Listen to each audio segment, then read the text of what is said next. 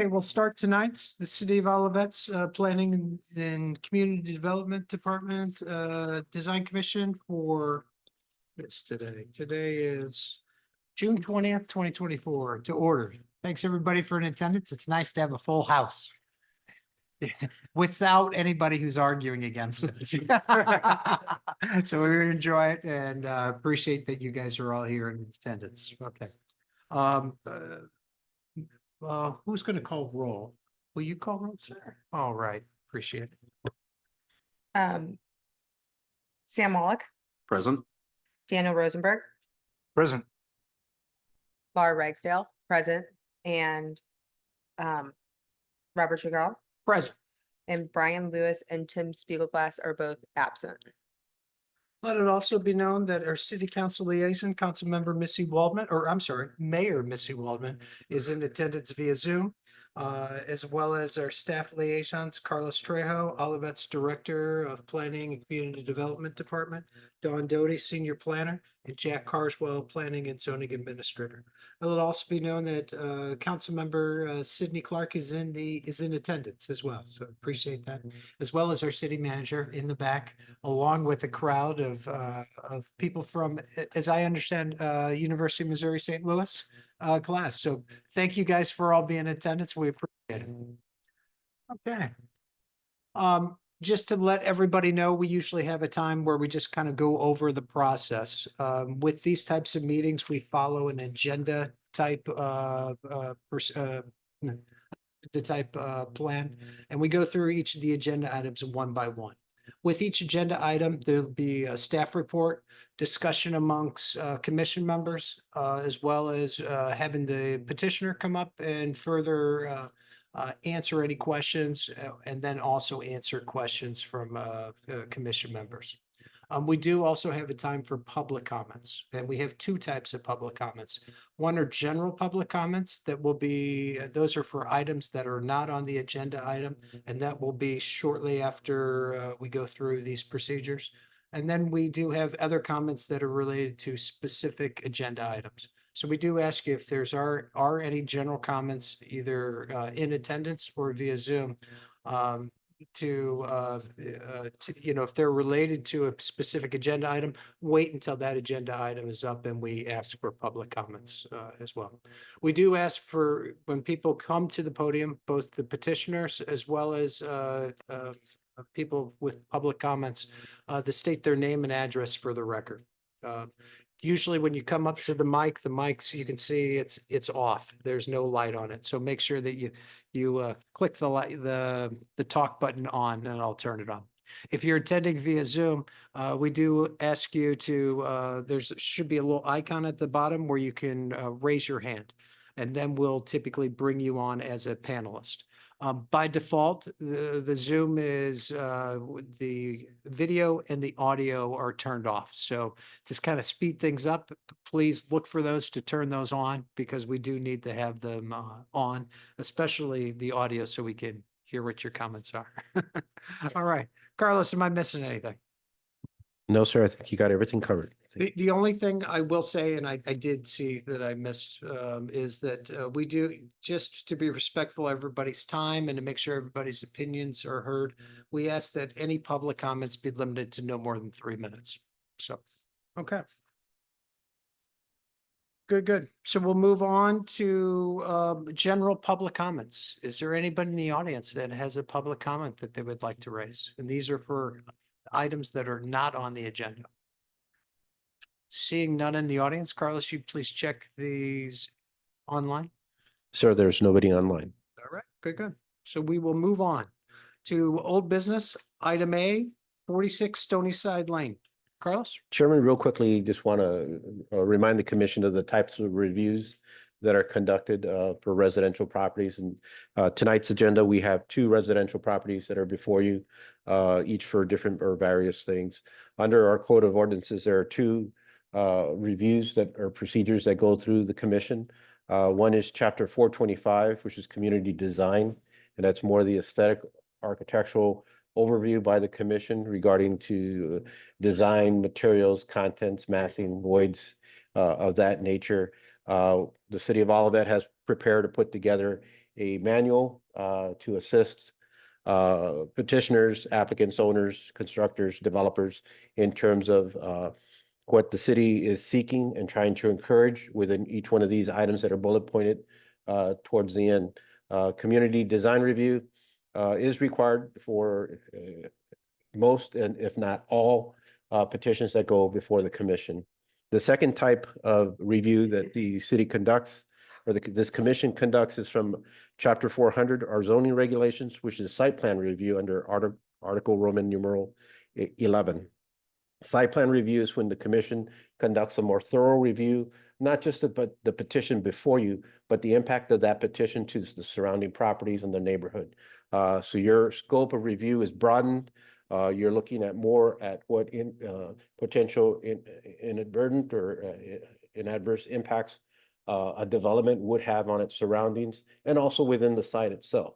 Here, the commission has more authority in terms of the review conduction, in terms of what you're looking for, things that may not be visual, such as you would see in the aesthetic review or the community design review, but you would be looking at noise, drainage, parking, landscaping, signage, things that may or may not be applicable within a residential property.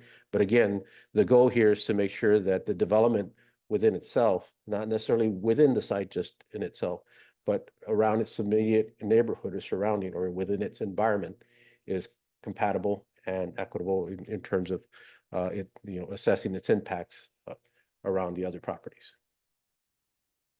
All right. Carlos, it's a great overview and I appreciate it. It's always good for us to get that overview to kind of remind us and so appreciate that.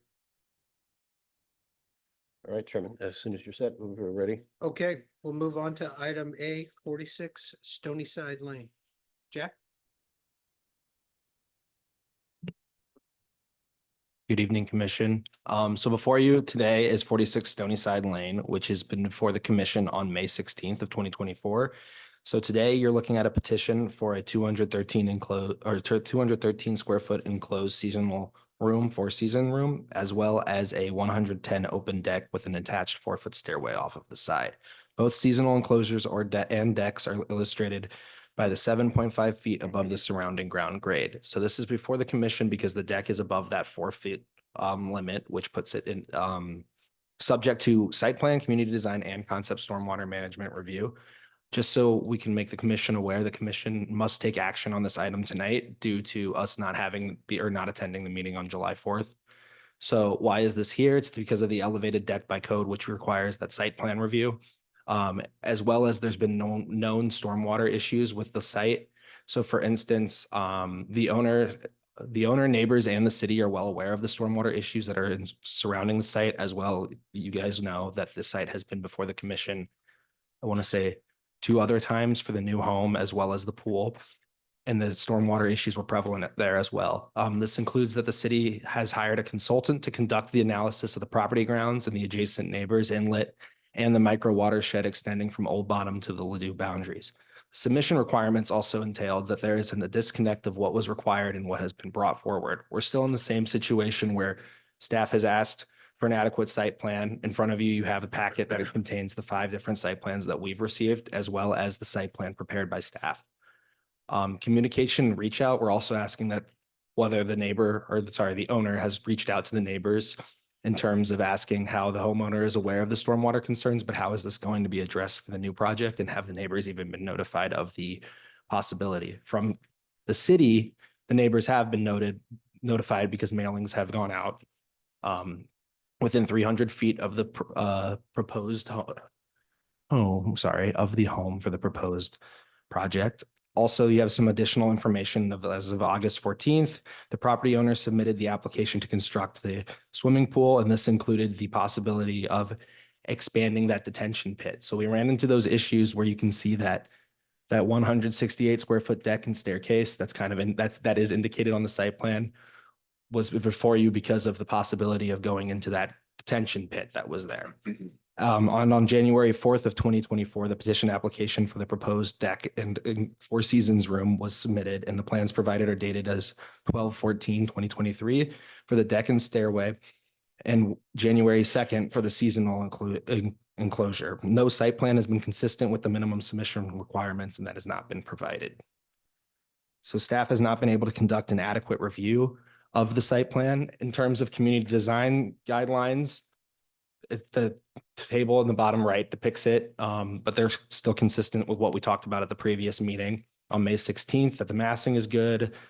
Can't read that. I'm so sorry. The materials, the stormwater management is an issue with the detention pit that we talked about, as well as that inlet that's on the southeast. Yes, the southeast. Sorry, I have my orientation all screwed up. So in terms of action, the recommendation is that the commission either tables the submission once a full site plan is provided, and then this item can be added to the agenda. The commission denies the petition without prejudice, a new petition to be submitted once a complete site plan is provided, or the commission conditionally approves the petition subject to the staff's recommendations. All conditions noted required to be provided prior to any building permit being issued. In terms of the additional conditions that staff is requesting, that would include a stormwater analysis, which would provide a full stormwater analysis from a registered engineer to assess the required detention size and assess the proximity of any footings and piers adjacent to the existing and potential future stormwater pits. A final site plan must provide an adequate site plan that relays the City of Olivet's minimum submission standards, including but not limited to the illustration of all of the existing proposed improvements, contour grading within the site grounds and within 50 feet of the site boundaries, as well as a final plan submission, which is the building permit plans shall be in compliance with the plans that were presented on December 6th of 2023 from Patio Enclosures. We have also been in contact with the petitioner in terms of trying to set up a meeting to get a call, and have not received response of setting up that meeting. So staff's been trying to work through it, but we've run into some hiccups along the way. The petitioner is present, or a representative of the petitioner is present as well tonight. Thank you. Thanks. Does anybody on the commission have any questions for Jack? Jack, just to, excuse me, to clarify, has any additional submission been made since we talked about this last? Not that I know of. We reached out after the May 16th meeting to kind of see where those revisions were coming in. From my understanding, either there's no revisions that have been submitted to the city, or no changes have been submitted to the city. And then we reached out after the June 6th, whenever the last PCDC meeting was, we reached out again to set up, because prior to that time, before this meeting, I have to have an adequate time to review those site plans and go through that process. So I reached out to set up a meeting to kind of see where that's going. And then we have not gotten a response of setting up the time for that meeting. Okay, but you've been in contact with the petitioner? Yes, sir. Yeah, we received an email in response that said that they weren't working on the revisions after the May 16th meeting. And then we received an email in response after the most recent PCDC meeting in June saying that someone would be in contact to set that meeting up. And then that's kind of where it fell short. Okay, okay. I remember, us having a list of kind of requirements or things that we wanted to go through, but I actually don't remember the site plan. Like the issues that you're bringing up. Do you guys remember that? Maybe I missed it. I think we wanted to know where that pit was. Right. I think one of the concerns was the footing because the footing on the drawing is right at it was in the edge of the pit, and that was one of the concerns, that it's too close. And then we wanted to know how much excess the pit was, that the flow for the pit was, and those were a couple of things I remember. as I well. do remember those, but are you asking for something in addition, like a full drawing, or So with those because details on there? yeah, because the deck is over that 4 feet, it makes it subject to site plan review. And to conduct a site plan review, I have to go through and look at those minimum submission requirements. And based off those minimum submission requirements from the city, it kind of looks at, everything as contours, what's happening, how it affects the site and how it affects the surrounding sites. Yeah. So having that adequate site plan would allow me to conduct a review. That adequate site plan also has those stormwater calculations and those numbers included on it. So so in your packet, you have a packet of all of the site plans that you've received. So that's also on the screen in front of you on your dais. So we received a site plan on January 4th, and then we were also received that same site plan on April 24th. We received a different one on the 9th of January, one on the 28th of March, The most recent one we received is in the bottom right, which was on April 26th, that was right before we had the May 16th meeting. And then the other one, I think, was on like April 3rd. I can't see that date with the captions in the way, but Okay, but assuming they correct some of the issues that we were all talking about, you're still saying that the drawings are deficient. we would still need an adequate site plan just because it's part of the conditions. Did the petitioner know about that? Yes, we've been in contact with him prior to the May 16th meeting of getting an adequate site plan then. Okay, And the one that we received in the bottom right was the one that we received last. So then staff went and proposed their own site plan of having those improvements imposed on the site plan that is actually on the left of your screen. The one that's on the 24th, we imposed that. You also have that sheet within your packet as well, which is on that slide as well. That is the staff one. You see, that's what the type of information that would come on an adequate site plan. this one? It's a solo sheet. Yeah, Okay. sorry about that. That was when I printed it.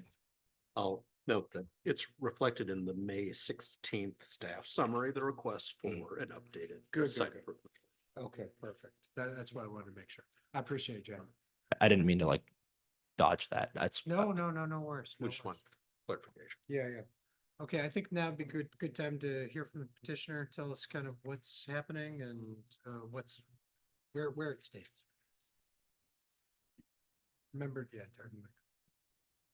Bruce Watson, patio enclosures, St. Louis, Missouri, 2722 Missouri Avenue.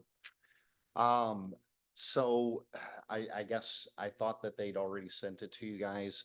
I do have new engineered stamp drawings from the company where we added in a 55-gallon rain barrel to help contain some of the water per the gentleman that's actually not here today. I know that was one of the offerings to address stormwater collection. With that right there, that is actually an incorrect depiction. And I do have new photos that I'd uploaded to our company for the engineers.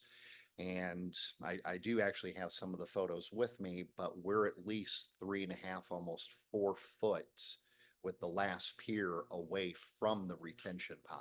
Good. Because the homeowner physically, can I approach? Yeah, absolutely. I've actually got photos of where the homeowner physically laid rock to the dimensions of the sunroom.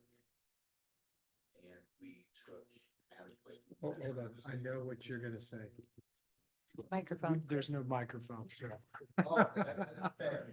And yeah, that's, thank you. Okay, so we do have, I'm just trying to pull up the photos, my apologies, boom, right there. And Chairman, that would be great, but again, we need to get those submitted in here. I'm Absolutely. kind of in a pickle now because the commission is obligated to act at this meeting because we don't have one on July 4th. Right. Now, we've been trying to work with the applicant and we still would want to do so, but if the illustration that's up here is incorrect, then the site plan information that's been submitted for the pool and the house is wrong. And I don't think that it is. Now, we had to impose those dimensions ourselves in there. We did the best that we could based on the information that was provided. What you see illustrated here complies with the dimensions that were provided in the drawings. If it is off, I think that's great, especially if it's 4 to 6 feet, but it's Missouri, show me. In there, and if if we can get that information, yeah, but I can't see it on the phone, and we got people, one person online, they can't see it through the phone. The goal here is I'm now in a situation, or been put in a situation that I need to force the commission to take some type of action. Let's go over those 3 options, because we had one, if I believe, table it. Right? Mhm. And then we could pick it back up again, right? Correct. So that seems like the obvious method. The other options were to deny it, but I don't think it sounds like that's going It's to the be worst case, I likely. think, or the Right. last scenario that we would be looking Right. for. The other thing is to impose it on staff to make sure that they follow through in the end. And we're comfortable with that. You know, it's not the ideal aspect of it or how we generally operate. But in this situation, again, we're down to the deadline. I leave it to the commission on how it wants to. I think it's going to proceed through depend this. on how accurate that 4 to 6 feet is. You know what I mean? So seeing, I know. So seeing those photos, I think is going to be worthwhile, at least to see if there's any potential concern, then we can go back and table it. Okay. So, What I would suggest, and then if we can at least pause on this application, if the applicant can coordinate with Don, have those photos emailed to Don, then we can impose them in there. And if we could go ahead and talk about the I can next send them petition. all right now. yeah, that'd be great. Yeah. Do that and we'll continue on What's- with the next petitions. Yeah, what's the, So you'll coordinate with Miss Doty to get that email. And then if we can move on to the next applicant. I think it's a great idea. Is that okay? sir? Oh, it's I great. appreciate it. Thank you, sir. Great.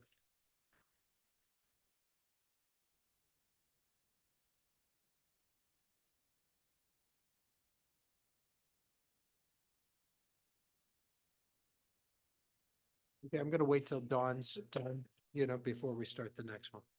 Okay. Just hold your horses, Jack, right?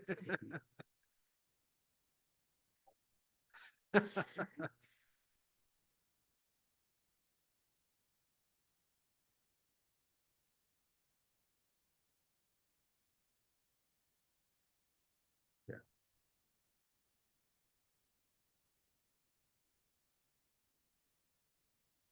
Okay, we'll move on. We'll go, we'll move on to new business, item 4.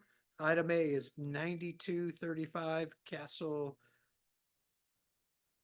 Rock Court. Thank you. So before you tonight, commission is 9235 Castle Rock Court, which is about a fence in the front yard setbacks along Castle Rock Court and North Price Road. So just a little background information is that the parcel is zoned single-family residential. It is part of the Castle Rock subdivision, and the fences that are within this ordinance are under chapter 435. It also states within that chapter that ornamental fences are only permitted on the street sides. And the existing fence that exists on the property was built in 2003. The lot is also a unique shape. There's not many lots in Olivet that have streets on 3 sides of them. So this lot has streets on the west, east, and south side of the property. And it's blocked there, but it's subject to site plan review with the way that it's on the graphic on the left also depicts the location of where the new proposed fence is going to be. So if Carlos, could you go to the next slide, please? So on this slide, this shows the existing fence in yellow I should have done it in the same color, but on the left is in yellow and on the right is in red. The right one is the existing fence with the yellow one being the proposed fence on the right. So you can see how the proposed fence is expanding the size of what was already existing. So the request is to install a 6-foot vinyl privacy fence within the front yard street side setback closer to what is already existing on both the east and the west sides of the property. So the existing structure is already too close to the street because it goes over that 35-foot building line. Currently on the western side, the existing fence is roughly 11 feet 9 inches away from the property line, where the proposed fence would be roughly 4 feet and 3 inches away from the property line. And on the east side, it is roughly 13 feet and 3 inches away from the property line. That is the existing fence. With the expansion of the proposed fence would be roughly 8 feet and 7 inches from the property line, which would be along North Price Road. Some background on the information, like I already stated, is that that's a unique lot and it has streets on 3 sides, and the existing fence was constructed in 2003. We also discussed how Was it a permitted fence? Yeah, the permit card. was in there. Yeah, the permit card, we found it today for 2003. And then the expansion, we want to go over that. Authorizing the existing fence to be replaced would improve its condition, aesthetic, and value, and allowing it in the same location would not deviate from the existing character and aesthetics of the property, but permitting the fence to encroach closer to either street side, however, would change the character of both the street sides and be inconsistent with the city's values as expressed in the adopted ordinance which is chapter 435. So we have this ordinance that's in place that limits the streets, the primary streets, for instance, North Price Road, having these fences getting closer so you're not driving down a tunnel or going down something with these fences right on the street side. So what we're saying here is that the commission should consider approving the petition as submitted with the following conditions, is that if the permit, if the commission permits the new fence to go in the same location as the existing fence, that we consider a variation to the permit, in the current location and not any closer to either of the streets. Or and if we allow the street fence to go closer to the street, the permit request illustrates that the commission should require a neutral color tone or request additional landscaping to break up the partially conceal the fence from the street side view. Because if, Carlos, could you go back one slide again? Oh, sorry. Yeah, it's kind of blocked by the captions, but you can see it's kind of this very white, bright vinyl fence that's suggested. If you, and I can answer any questions if you have any for staff. Any questions for Jay? Any questions? Yeah, Go ahead. Mr. Chairman. So the original fence, did that already encroach on the setbacks? Yes, so you can see kind of in the graphic that's on the left there, right to the left of the home, there's that 35-foot building line, and then the dashed line around it is what was the existing fence, and the yellow one is the proposed. So Mr. Trejo's right now drawing the lines of where the existing fence is. And then that 35-foot building line is the one that goes north-south. Okay, so that was the only one that was, No, it's on both sides. oh, It's on both sides, yes, sir. Yeah, because the 35-foot building line is. oh, on yeah, either okay. I side see. of the house. Okay, okay. Did we have those setbacks at the time that the original fence was installed? My assumption would be yes, because those setbacks are generally laid out by the plat of record. Mhm. And there, and whether this went through the permit itself was issued in 2003, but it's not clear whether it was a repair or a new fence. That I could not verify. Any variances that were previously? Nothing that I had on record in there.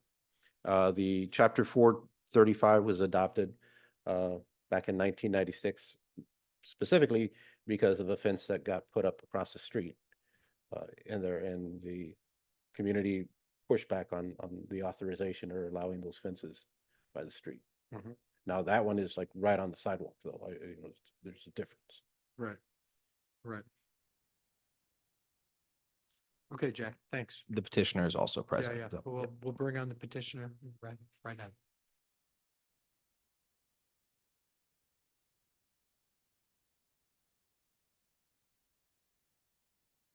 Thank you. Thank you.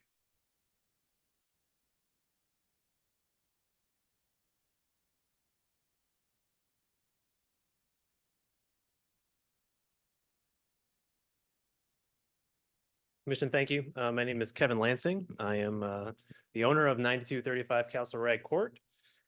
Here to clear up a few inconsistencies in what was just said, as well as help to understand a little bit of what we're trying to do with the property.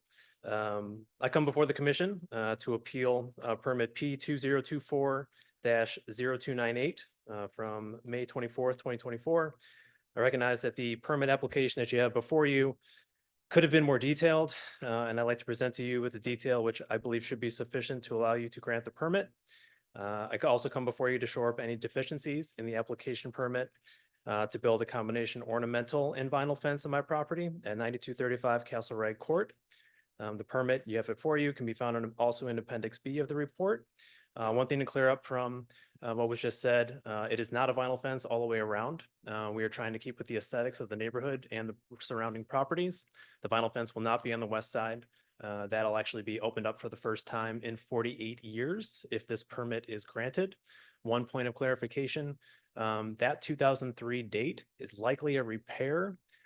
This property was built in 1976. I have been piecing together with duct tape and anything I possibly can find to get these fence to remain standing. Unfortunately, due to its ill repair and my inability to understand if it actually fits within Olivet requirements under section 435, I am unable to actually repair or replace any conditions on that fence. And the nails that are inside the fence are certainly not from 2003. They are absolutely from the mid-70s, which I believe is when the house was actually built. So here's why I believe the commission should grant my petition. The plans that are set forth in front of you and expanded upon in detail substantially and or wholly conforms to the residential fence regulations and permit requirements as governed by sections 435.030 and 435-4040. Without the granting of this appeal, as I said, it is unclear whether I can lawfully repair and or replace the existing fence that is on my property. And the fence was built 48 years ago. I acquired the property 4 years ago. So the fence was 44 years old at the time of my acquiring the property.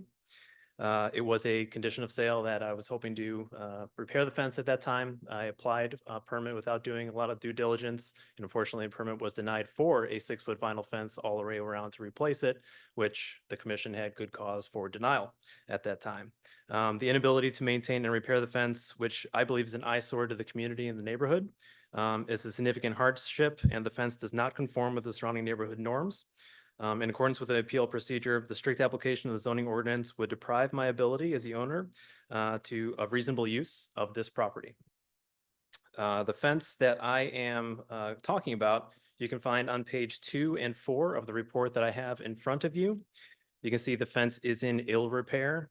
It is, like I said, an eyesore. It does not fit with the surrounding neighborhood, and a lot of the houses around me have since been able to put up either an additional level on their house or new fencing that is in better character with the improvements that have been going on in the neighborhood.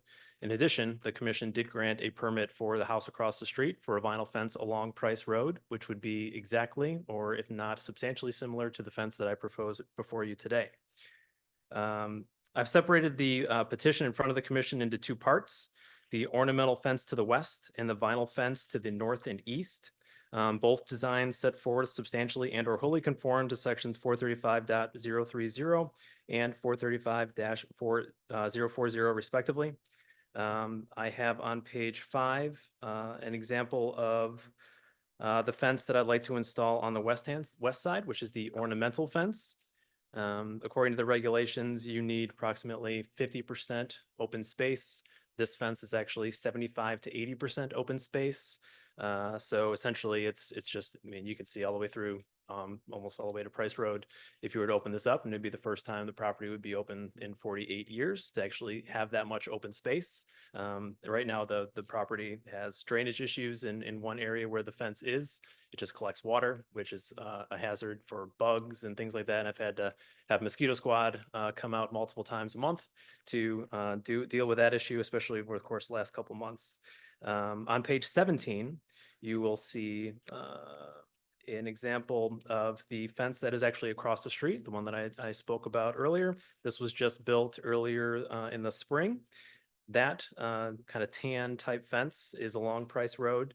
And that is my neighbor across the street. Actually, the reason why I'm before you is that I talked to the individual who actually built that fence and said, "Hey, I want to do something similar. What can you give me?" So that's where this all started here.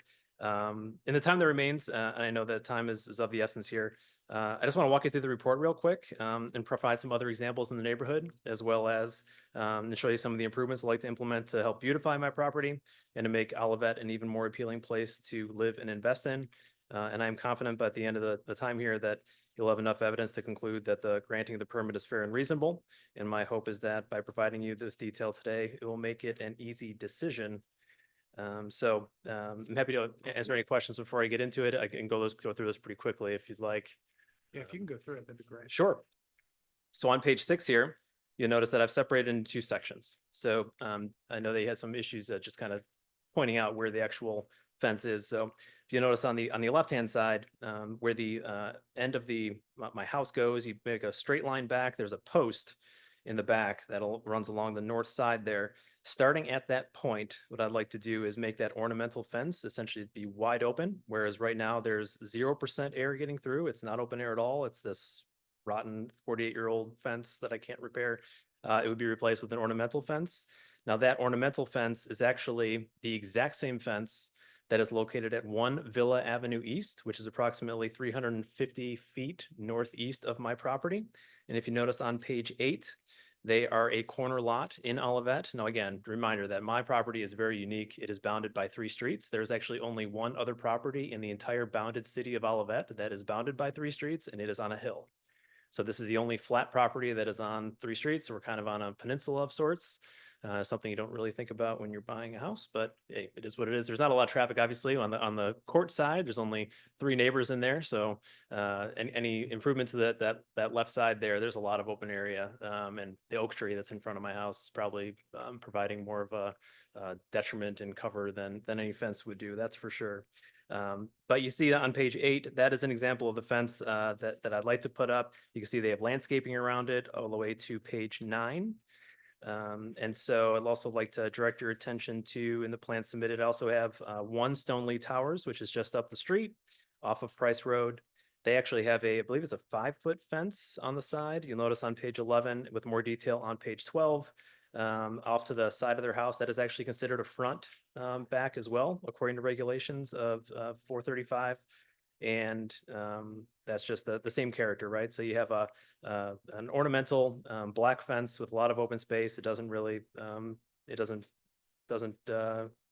shade anything. It's just wide open. It's just to keep, like we have a dog at 65 pounds, is to keep a dog within the bounds, of course, and also from kids from kind of wandering into your backyard and potentially putting themselves in a dangerous spot with unanticipated dangers that are in there. So according to the regulations on page 12, a fence can be no more than 36 inches in height. The 48-inch height that I'd like to put in with the fence is in substantial conformance with the general character of the neighborhood. We have a dog, and I'd also in the future like to install a pool in accordance with section 400.1592.b.6. As well as potential for an accessory pool structure under section 400.1592.b.7. The additional 12 inches in height does not restrict the open area requirements. It's still going to be open by 75 to 80%. And I believe that it's a public safety provision that also keeps in the aesthetics and character of the surrounding neighborhood. As we continue on here, some of the other requirements under section 435. Setbacks, the fence shall be located no less than 5 foot from street right of way abutting the lot. The plans submitted are set at further than the 5 feet required. That the details on the plans could certainly be a little more transparent in that respect. It was definitely more than the 5 foot that it calls for. I also like to talk about transparency. I also actually saw 675 Radford Drive is an example of similar to what I'd like to do, except they actually have a fence that was constructed that does not have as much open air as I'm asking for. You notice on page 14, it extends all the way out to the road there, as well as along the side and toward the back. That fence is 4 foot in height, and it consists of wooden slats. The property that I'm in right now, like I said, because of the drainage concerns and the shifting of the ground, I feel a metal rail fence is more in keeping with the aesthetics and character of the neighborhood, as well as allows me to improve on the property where appropriate when those shifts do occur.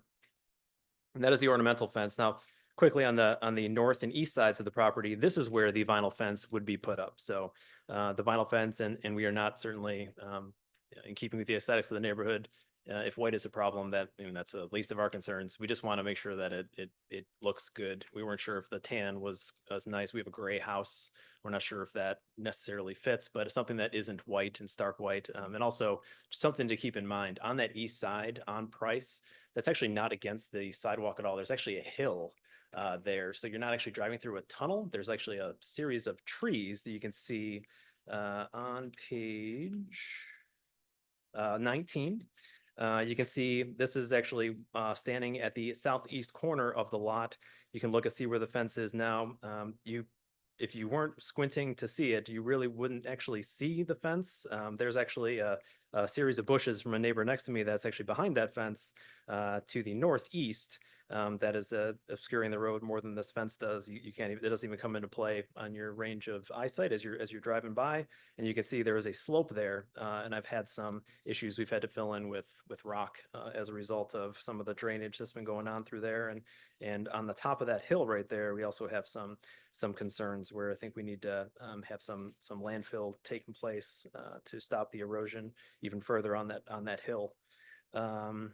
To continue on with the rest of the code, particularly 435-040, calls for fences, cannot be made of lightweight materials. It's a metal or vinyl fence. All new or replacement fences must be constructed with posts, etc. It is in full compliance with the provision. It is not a wooden fence, and it also is a same exterior finish will be on both sides. I've talked about the drainage concerns as well as the current fence concerns on the west side. Again, this decision that would be made by the commission today would only be affecting my property. There are no other properties except the one that I noted that's actually surrounded by 3 streets. The best we can do is look at similar corner lot properties for comparison purposes. And I actually have a series of those for you in Appendix A here, marked A with the very bright orange sticky note. And these corner lot examples, other than the 1 Villa Ave East, 1 Stoneleigh Towers, and 675 Radford Drive, all within the city limits of Olivet. You can see 670 Radford Drive, some pictures there. That is actually a full 6-foot fence all the way around on a corner lot that actually abuts right up against the road. You have 750 Cherry Tree Lane on page 23. Similar type fence, not ornamental like I'm asking for, with a lot of open space. That looks like maybe 40 to 50% open air. And then 23 Bond Price Terrace, which is closer to my house, has a similar fence. Again, that white fence there that you see on pages 24 and 25, those have significantly more coverage than what I'm proposing. And finally, I just have an example of an ornamental fence that's actually right across the street from my house on the southwest side. Looks like the 9222 Castle Rag Court. On page 26, you'll see they have a 4-foot fence that is all the way in the front of their house. I'm not asking for that much coverage all the way up, but it goes all the way around their property line, all the way to the back. And that actually is covering significantly more shade than what we're asking for on that west side with the ornamental fence. So I ask the commission humbly to please allow us to fix this 48-year-old fence so that we can use the property the way I believe it was intended for purposes of development in this area. You just gave us a lot of it. It's a lot. Okay, it was very thorough. And appreciate it. Let me just make sure I got my arms around this whole thing. You obviously want to replace the old fence. And put in, either ornamental iron and vinyl.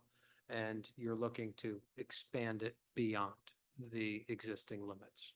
Correct. Correct. Okay. Okay.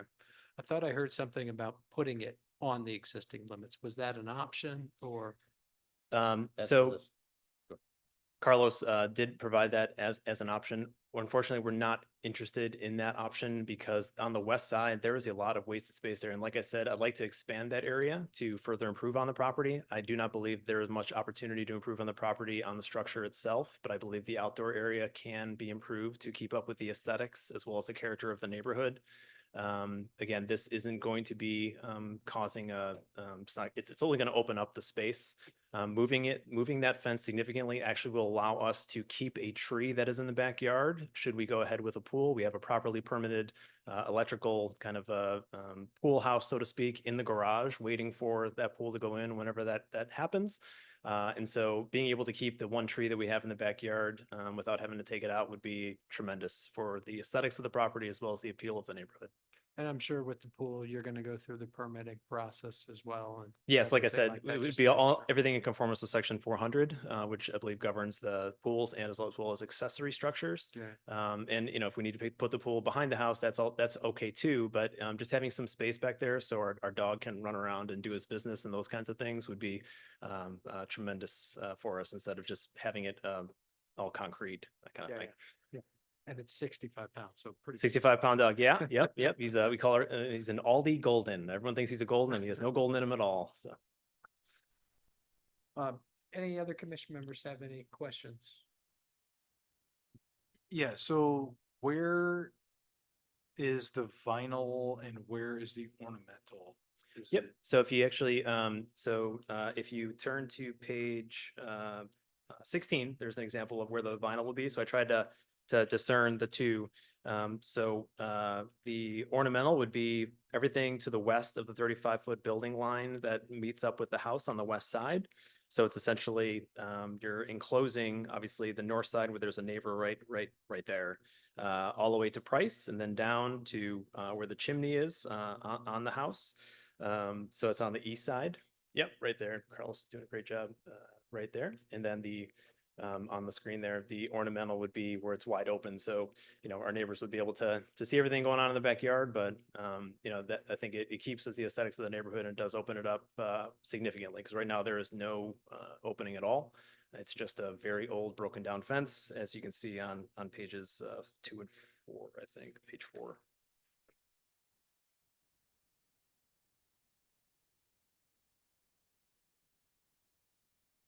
I do have a Yeah, question. go ahead. On page 19. Yep. You can see the older fence and you then see some trees closer to Price Road. With the new fence, would it be at that tree line or is it still set back from those like kind of trees? That's a great question. So you see on the bottom picture, there is actually like a path where the light hits on the right-hand side where the fence ends.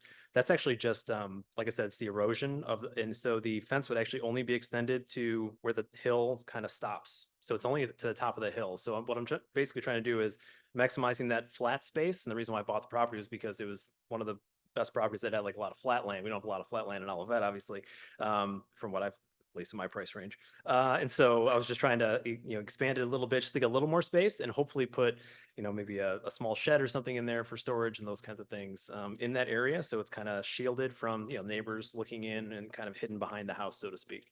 And so the fence will be like right where the light is, the Like, kind of. Right there. Yeah, I mean, it's Right really there, not yeah. that much. It's just going to maybe it's like the top of that hill where you can see there's a decline there. I certainly wouldn't want to go anywhere on that hill. It would be just like maybe a few feet east. Okay, good. And compared to like this one on page 18, it's like right on Yeah, the yeah. street. Yeah. Like I walked that. Yeah, I many mean, times. you take that and you basically back off maybe 12 feet Yeah. is where the fence would be, and it's also on the top of a hill. Mhm. So I think that the concern of driving through a tunnel is absolutely, I totally agree. My main concern is my neighbor hasn't been able to cut their bushes behind us for a while, so that does create kind of a tunnel effect, but then it's not a fence, it's vegetation. But yeah, the fence would just be pushed out a few feet east. So it's gonna be right on the 10-foot easement line, right?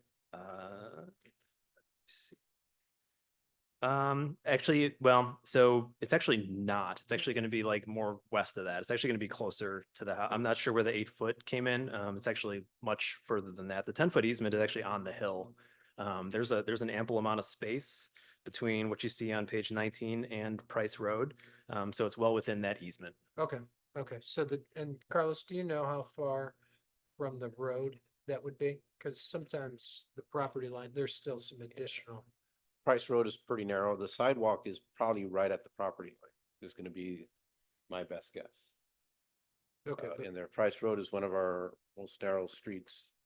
And that's one of the reasons we haven't initiated improvements on that yet. Because it will require some type of dedication. some type of what? We're probably gonna have to acquire property from both sides to put to use federal funds. We're gonna have to widen the right of way Yeah. and all that. So to the best of my knowledge, that property line may be within a couple of inches from the edge of the sidewalk, but it's pretty narrow. So then if you were to acquire property, you'd be going in, the city would be going into that easement. Correct, but it's still private. It's still private property that they own. Yeah, yeah, no, I get it, but I just was trying to get a feel for the potential impacts. I mean, I see what you're doing. I mean, at first I thought this seemed a little extreme, but I have to say, it kind of makes sense, and I like the idea of opening it up on the other side, you know, on the west side. I think that makes a lot of sense. So, I'm, am I missing anything? Carlos, will you move just a little bit farther north on Price, just so we can see what it looks like from the sidewalk right there, right now? A little further? Yeah, just a little bit further. Thanks. So those bushes I was talking about.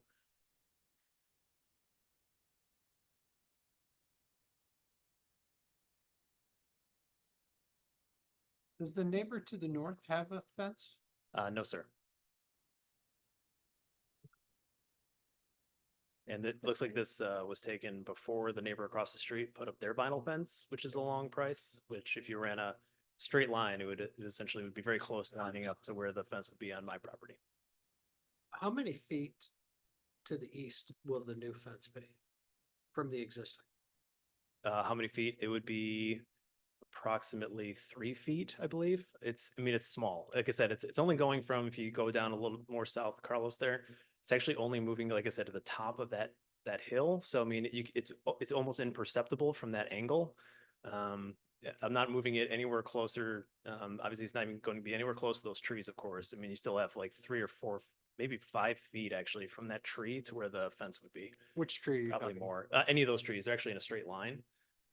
There's some that look like there's some depth, you know, the one that Carlos. The ones back here. Yeah, that's what I maybe think if you they're go talking about. onto Castle Rock Court and just kind of look north, I was trying to take a lot of pictures to give you guys a lot of context here. The Yeah, bigger ones sorry. are, This is the definitely bigger ones are kind of in a line there. this is definitely before we bought the house. Oh, it's tough. Probably the best view then would be on page 19. That's what I was trying to see. So if you see that sunspot, that's kind of in the dead middle, right where that corner is. You see there's kind of a plank there that I think that might have been part of the permit in 2003, or maybe when I bought the house, that was a condition of sale. It's really just on where that kind of sunspot ends. That's where the fence would Right, be expanded to. Right where we're talking. Yeah. Well, I was thinking right there, but you're thinking right there. Yeah, they're like on this side of the sun right there. Yeah. There. Right about there, yeah. So it looks like it's moving about 5 feet. Oh, I think it's less than that. I think it's more like 3 feet because I can fit two. It's two going up and down with the lawnmower. So however long a standard lawnmower is, that's about, 24, So it's- 20 inches. 24. Yeah, it's about, yeah, 3-4 feet. That's about right. okay, okay. That's close. Very close. It's not 5. I wish it were 5 feet. It's not, no. Uh, Yeah. I mean, I guess based on that Google view, the move over 4 feet there to me doesn't seem too aesthetically offensive. I agree. Part of the pun, offensive. And I'm happy to see it's opened on the west side. Yeah. Because if that was truly a privacy fence that close to the line, I think that would be the problem. Agreed, 100%. Did the neighbors get notice for something like this, a petition like this? No, and unfortunately, and traditionally this came in within the past week, or they actually applied for the fence and it gets placed in the queue. So it was in there for some time. Okay. When it was brought to my attention, it was last week. So it was quickly to call and coordinate with them because we don't have a meeting July 4th. Right. So it wasn't the intent of not doing any notifications or so, but sometimes we just make a judgment call of, this is not a new house. I mean, I'm concerned about the setback and all that, but I think, that it's within the commission's realm to Have you take talked, action. I'm sorry, have you talked to your neighbors? I've talked with a few of the neighbors, and I can assure you with 100% certainty that if you ask them, hey, we're going to tear down this fence and replace with something open, they would be 100% in, love that, especially since the house across the street looks like it's going to be over $1 million house, and looking at this fence every day must be not the greatest. Very good. The only question that I would have is the location on the west side, extending it out closer to the street. I don't see an issue with it, but I always tend to, if we don't have any reassurance from the other neighbors, you, as a commission member, we start thinking of worst case scenario? So if I tried to provide a picture on page 2. So if you notice how it looks as you're driving your car, and there's a lot of space here. There's that oak tree I was talking about. On the top picture, you can actually see how the fence currently looks. So that would be gone. So it would actually be open, wide open there. So you'd actually be able to see more for the neighbors that are driving around the corner. You'd actually be able to see much more than you currently see now. You have a magnolia tree there, and then you just have the ornamental fence starting at the house and extending west. And I tried to provide pictures of what it looks like from, on page 8 with One Villa Avenue. I mean, it's wide open. You can see all the way through it. And actually, that probably covers more than the fence that I'm proposing in front of the commission. How much of a distance to the west will that move? The fence, as currently proposed, it's up to the easement, I believe. That is a great question. On I the, believe it's the easement plus a foot. It wasn't something that we're going right up against it. It's more, hey, we're gonna provide some leeway up to the easement. And again, I know it's 5 feet for the right of way on the street. And I believe the plans call for more than the 5 feet required. So unfortunately, I'm not sure where that 3 foot number came from earlier. There's that easement of 5 feet. We're backing off even more off of that. And we're really only extending to that easement. You probably add 2 or 3 feet to the east, and then that's just a wide open fence, ornamental fence. 2 or 3 feet to the east, I don't really. I'm sorry, if you look at I'm looking at page 6. You can see it's tough to see, but where that yellow line is, if you extend that line all the way to the west, and you see that 5-foot easement, I believe the actual plans call for 2 to 3 feet to the east of that 5-foot easement is where it would actually be. So you're actually probably 7 to 8 feet from the road at that point. Carlos, is the road at the property line? no, and as you are on, we're talking about the western side, correct? Correct. Yes. So for Castle Raw, I don't have a finer, well, maybe I can't. Yeah.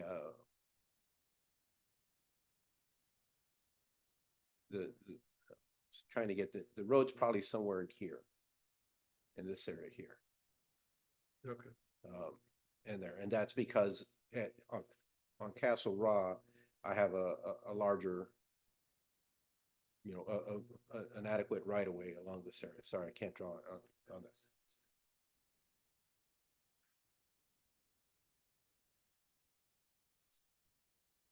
Thank you. So the right of way is probably in that area. The street edge and curb is probably like this. Okay, so approximately how far off the street are we talking? It could be anywhere from 5 feet to 8 feet to as much as 15 feet.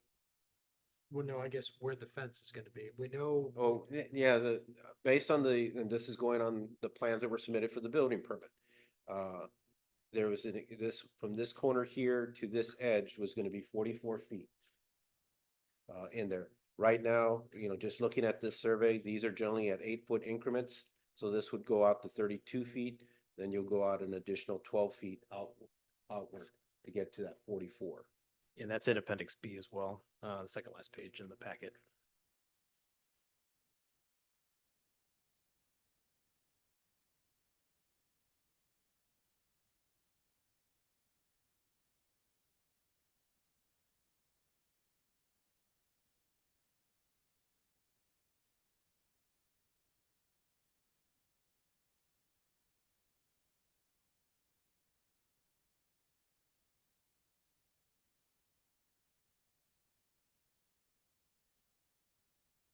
One concern was, if I wouldn't want it to be like 5 feet away from the street. Yeah.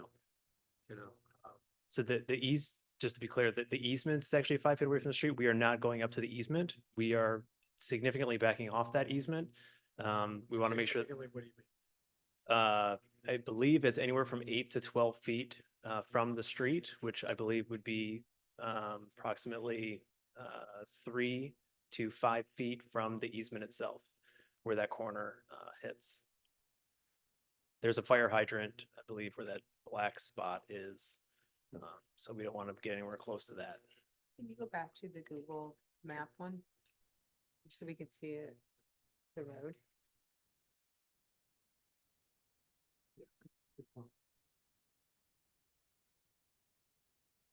Does the fire hydrant show up on that? Yeah, it's right there. There it is. Yeah, but does it show up on the plat? No, No. because it's off the property.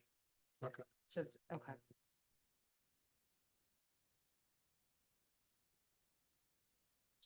5 feet from the street and then 3 to 5 feet from that. Correct.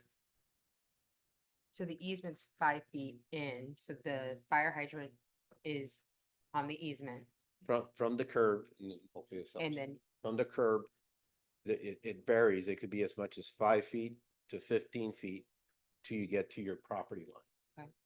And then on the survey, that's where that property, then there's a 5 foot easement. And then they're indicating that there's an additional 3 feet. So it's probably somewhere, best scenario is like right around Yeah, here. it's probably maybe a little left of that, like right. If you move Little further over right, here? yeah, probably like right there. That's where it's gonna be. I'm okay with that person, but I'm just looking at this drawing and it looks like it's. really close. Yeah. Mhm. Yeah, no. And I know this doesn't show the road. I Right. get that. But Yeah, the intent wasn't to maximize all the way to so if you look at the intent was not to be like the example that I have in Appendix A, which is, I'm sorry, on page.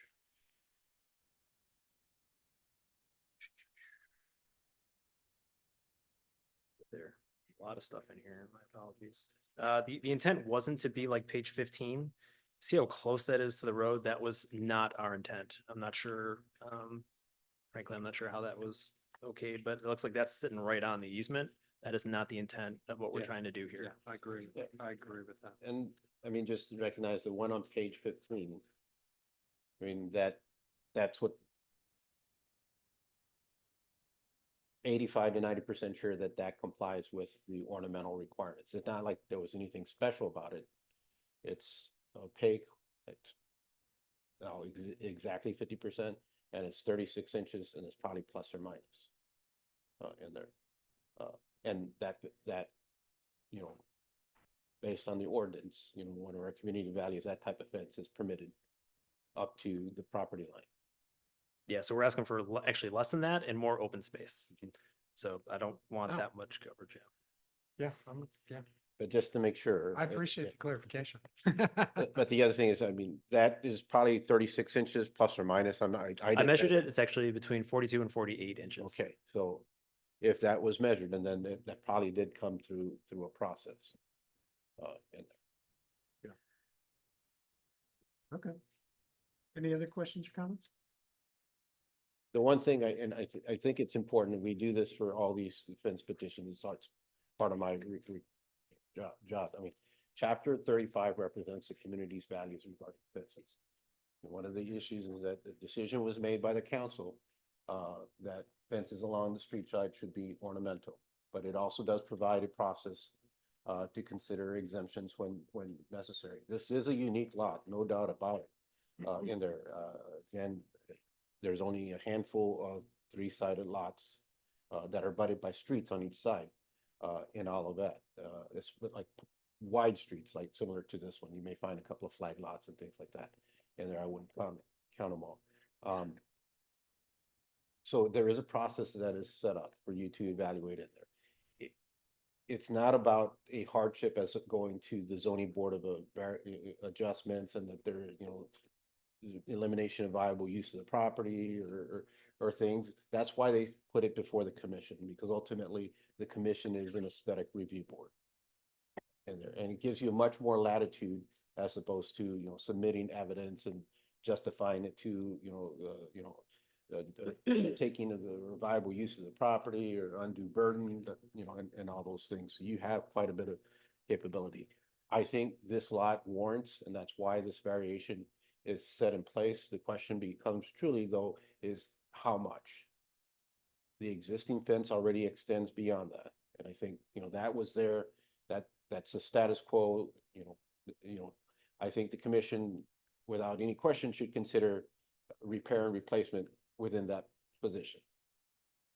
to extend it and ask for more, I think that's where I look at the commission to make sure that when the next petition comes in, you know, there's a strong rationale or something that, hey, they did it because they met these expectations or they met this criteria.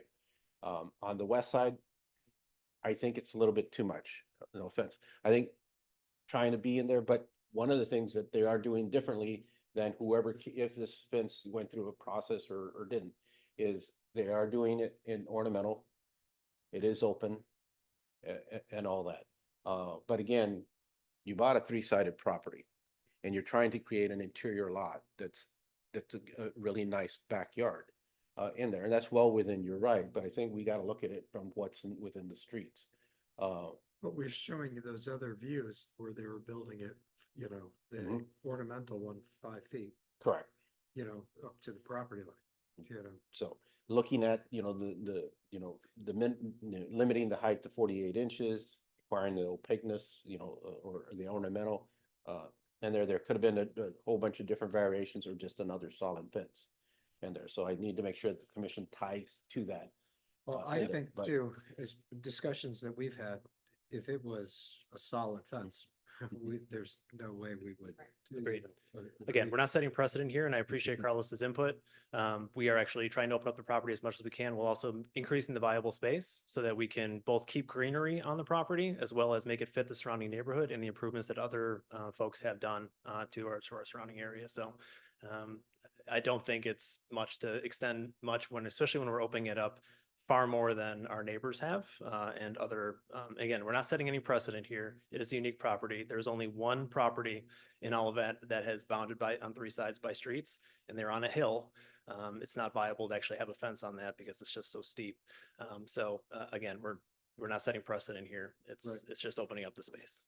And I agree, it's in character with the neighborhood, you know, when you look at the one that's to the southwest, but you gotta realize too, that one is, the fence is bordering a driveway versus different than a regular street. But the fact that it's open, it's not obstructing any car traffic or anything like that. And I do see that kind of being a wasted space in the way it is right now. You know, that side, especially, I just wouldn't really have kids playing because you can't see them, you know, so. I would like to make sure that it's no closer than 10 feet. Agreed. From the road. Sure. To have at least some buffer, especially since we don't have any distinct drawings that show where the road is compared to that property. Carlos, do you think we're setting a bad precedence? No, I think, again, some of the comments you kind of noted, those are the things that I need to point out to when the next request comes in. Yes. Again, the sole decision is up to the commission. My role is just to ensure that there is a justification in there and something to compare to of why this decision was made. We just in there. want to make sure we don't have any unintended consequences. Exactly, and that's why the code's written as the code's written. Yeah. But there is this process, and whether, again, if, you know, the commission should then look at the code and carve out an exemption for three-sided properties, because there's only two apparently, and make it equitable for both and not have this process. I mean, I think. Seems like a considering- lot of writing. for just Exactly, I two mean, consider properties. that, but it may be something we want to go back and reassess if the commission. But isn't that what this process is all about? Is to It- offer variances for when It they, is, when they don't have, when they're unique circumstances. correct. And I do speak to that actually on page 3. That's why there's no code about it, because there's only two properties there. Right. So, any other questions or comments, you know, for the petitioner? We're gonna also take on some public comments. I don't know if there'll be any, but we do need to make time for that. as Sure. well. Thank you. Thank you. Thank you. Carlos, anybody in the general audience have any questions, public comments related to this? Seeing none, Carlos, you please. We do check not have on- anybody online and there's no one attending online. Okay, good.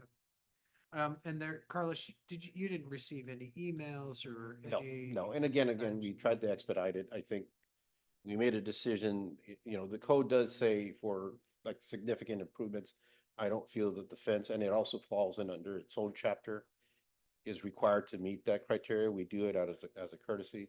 Hopefully the owners, it sounds like you've talked with the neighbors or, or coordinated, the neighbors are aware.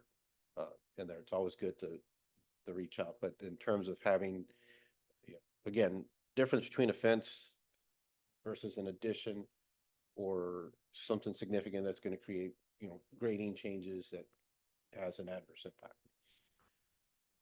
This is, well, I'll just ask. They talked about putting in a pool. Is this fence gonna be sufficient if they wanna put in? At a 48 pool? inches, the fence it would qualify if they want to do the whole backyard as a fence enclosure. A lot of families will kind of do a perimeter, a fence within the fence, in an effort so there's a play area, for, and there's a little bit more security. The one issue that will come up but can be addressed is that the lock and latch will have to be raised to 52 inches or something like that. So you got to do it from the top as opposed to in there. Placement of a pool, very limited area. I'm assuming it's going to go over the existing flat work there, because again, this is a 3-sided lot, and the code calls the rear yard, where you see, I think we had a diagram in there. As long as the pool footprint is within that green space, that is the buildable area that this lot is allotted to. Thank you. Okay, would anybody like to voice a motion? And we'll get that up for you. Thank you. Are we adding in the condition of not closer than 10 foot? I would The like street, to. yes? I would like to. Okay. Yeah. Now, when you reference, just for clarification, the street, are you talking about the property line or are you talking about the curb? And in no Existing case, curb, on the curb. existing curb. Okay, so again, in no way can the commission authorize that it go off the property, because I can't tell you what the distance is from the curb to the property line. Now, there are ways we can figure that out, in there. Well, it But- needs to, be within Their what he property. says the, Property line. how it was described to me was it was within a foot or two of the right of way. Within that boundary. Mhm. And no, it should not be less than 10 feet away Okay. from the existing curb. So no closer than 10 feet to the curb, but stay within the property line. Right. Is that reasonable? More than the property line, because he has to stay within the easement. And I So- thought he was 1 foot. Was it 1 foot or was it 2 foot? 1 to 2 feet away from the easement. Okay. Does that make sense? I'm trying, so the easement, just to make sure that we're talking about the same thing, the easement is this 5-foot easement to the water company. This dark black line is the property line and the curb is somewhere over here. So he's going to be within 6 to 7 feet of the property line. So right where the yellow line is, so Yeah. somewhere around there. So there is no need to reference a curb. Well, just in case the curb cuts in. Mhm. Where you said it could be. Let me ask you a question. You said something about the curb being potentially how far away from the property? It could range anywhere from 5 to 15 feet. All streets are different. I think this is going to be one of the more ample ones because it's a more modern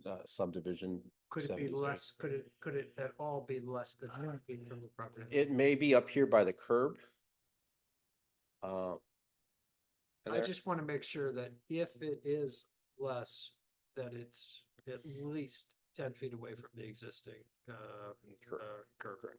I think, and I'm not a surveyor or anything, but I think I can work with you that we could probably find these markers here in there. Yeah. So these two, there's metal rods right here and right here. Oh, yeah, but look at the X or the cross at the top, right below the upper left-hand corner. This one here, Yeah, yeah. Yeah. On the curb, it could be in the middle of the curb, but Mhm. get you pretty close. Yeah, that's, Yeah, so we could take a look at it. We can work with the contractor or yourself. So the goal is, I mean, and I think too, measuring from here, if these are 8-foot increments, which they should be, that's 32 feet. And he's going out an additional 2, and that would get him 44. And I think that's what you're looking at. So just through that, we can, instead of trying to measure from over here, we can measure this way and know Yeah. what we're seeing. That's, Is that all right? That's Okay. good. That's good. Do you guys all agree with that? Yes. Yeah, I mean, when you go back to that curved area in the back though, then it gets a little variable. Yeah. Do you guys agree with the minimum of 10 feet from the existing curb? Yes. Yeah. Okay. Okay. Good. Okay, and with that proposed motion that you had on it calls for a 6-foot vinyl, but do we want to specify that I it's? can change it to 7. All right, good. I'll make a motion and I'll hopefully finagle it right. So a motion to authorize a petition for a site plan review for the property addressed at 9235 Castle Rock Court for a 6-foot vinyl and ornamental fence presented in the memorandum from the Department of Community Development dated June 20th, 2024, subject to any staff conditions noted therein. As a clarification, the ornamental fence is only. On the west side of the property. Correct, as presented, as opposed to, as presented. Because it also has the 42 to 48 inches. Okay. The one thing I would request, and then that, given the two conditions that we've noted here below, the condition 1, the existing placement is not applicable. And then number 2 was regarding the, 2 things. Considering some type of landscape element, in the front. I was more concerned about the glossy white type of vinyl fence. I don't think that that's what you're intending in there. That being said, no conditions are necessary. I'm sorry to make a prolong. Oh, that's. So do I need to change it? You want me to go back and No, redo as it? long as the second, whoever seconded it is okay with, Second. okay, Okay. thank you. Okay. Motion's been made by Laura Ragsdale, seconded by Sam Wallach. Carlos, you please call the vote. Sir. Commissioner Wallach, Approved. Commissioner Rosenberg, Approved. Commissioner Ragsdale, Approved. Commissioner Jurgel, Approved. and the motion passes unanimously 4-0. Thank you.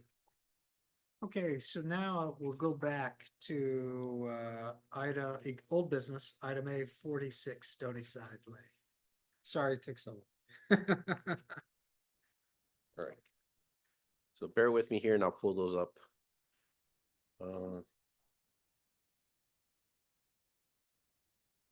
Could you please come up to the microphone? Yeah.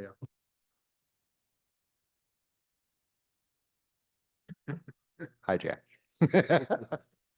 I did see the last email correspondence on June 12th, where Kevin Farrell had asked for, Adam, one of our managers that's out in, Kansas City. I apologize if he did not reach out to you, but, I did just send over the new photos, with the updated CAD engineered stamp drawing. So bear with me here and I can get those. Very good. I think they should all be set.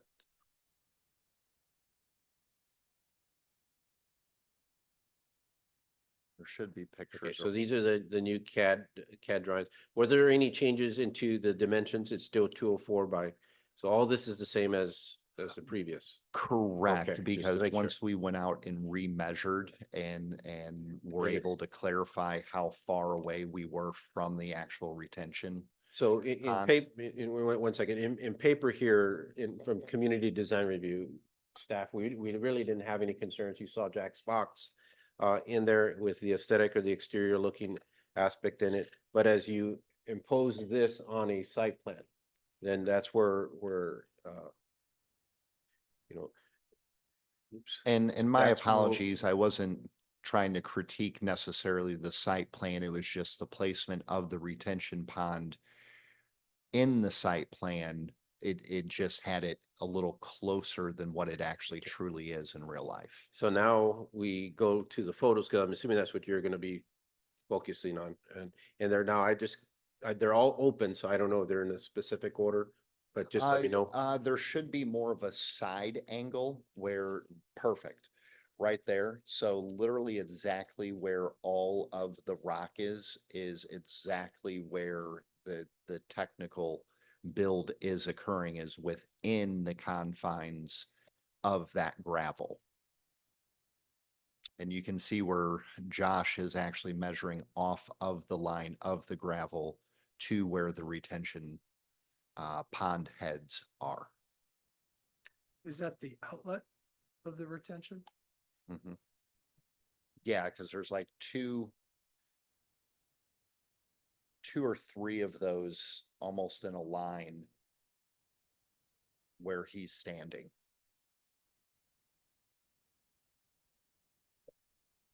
I'm just gonna go through the pictures and then just let me know where. Right, but I mean, that doesn't show what's underground.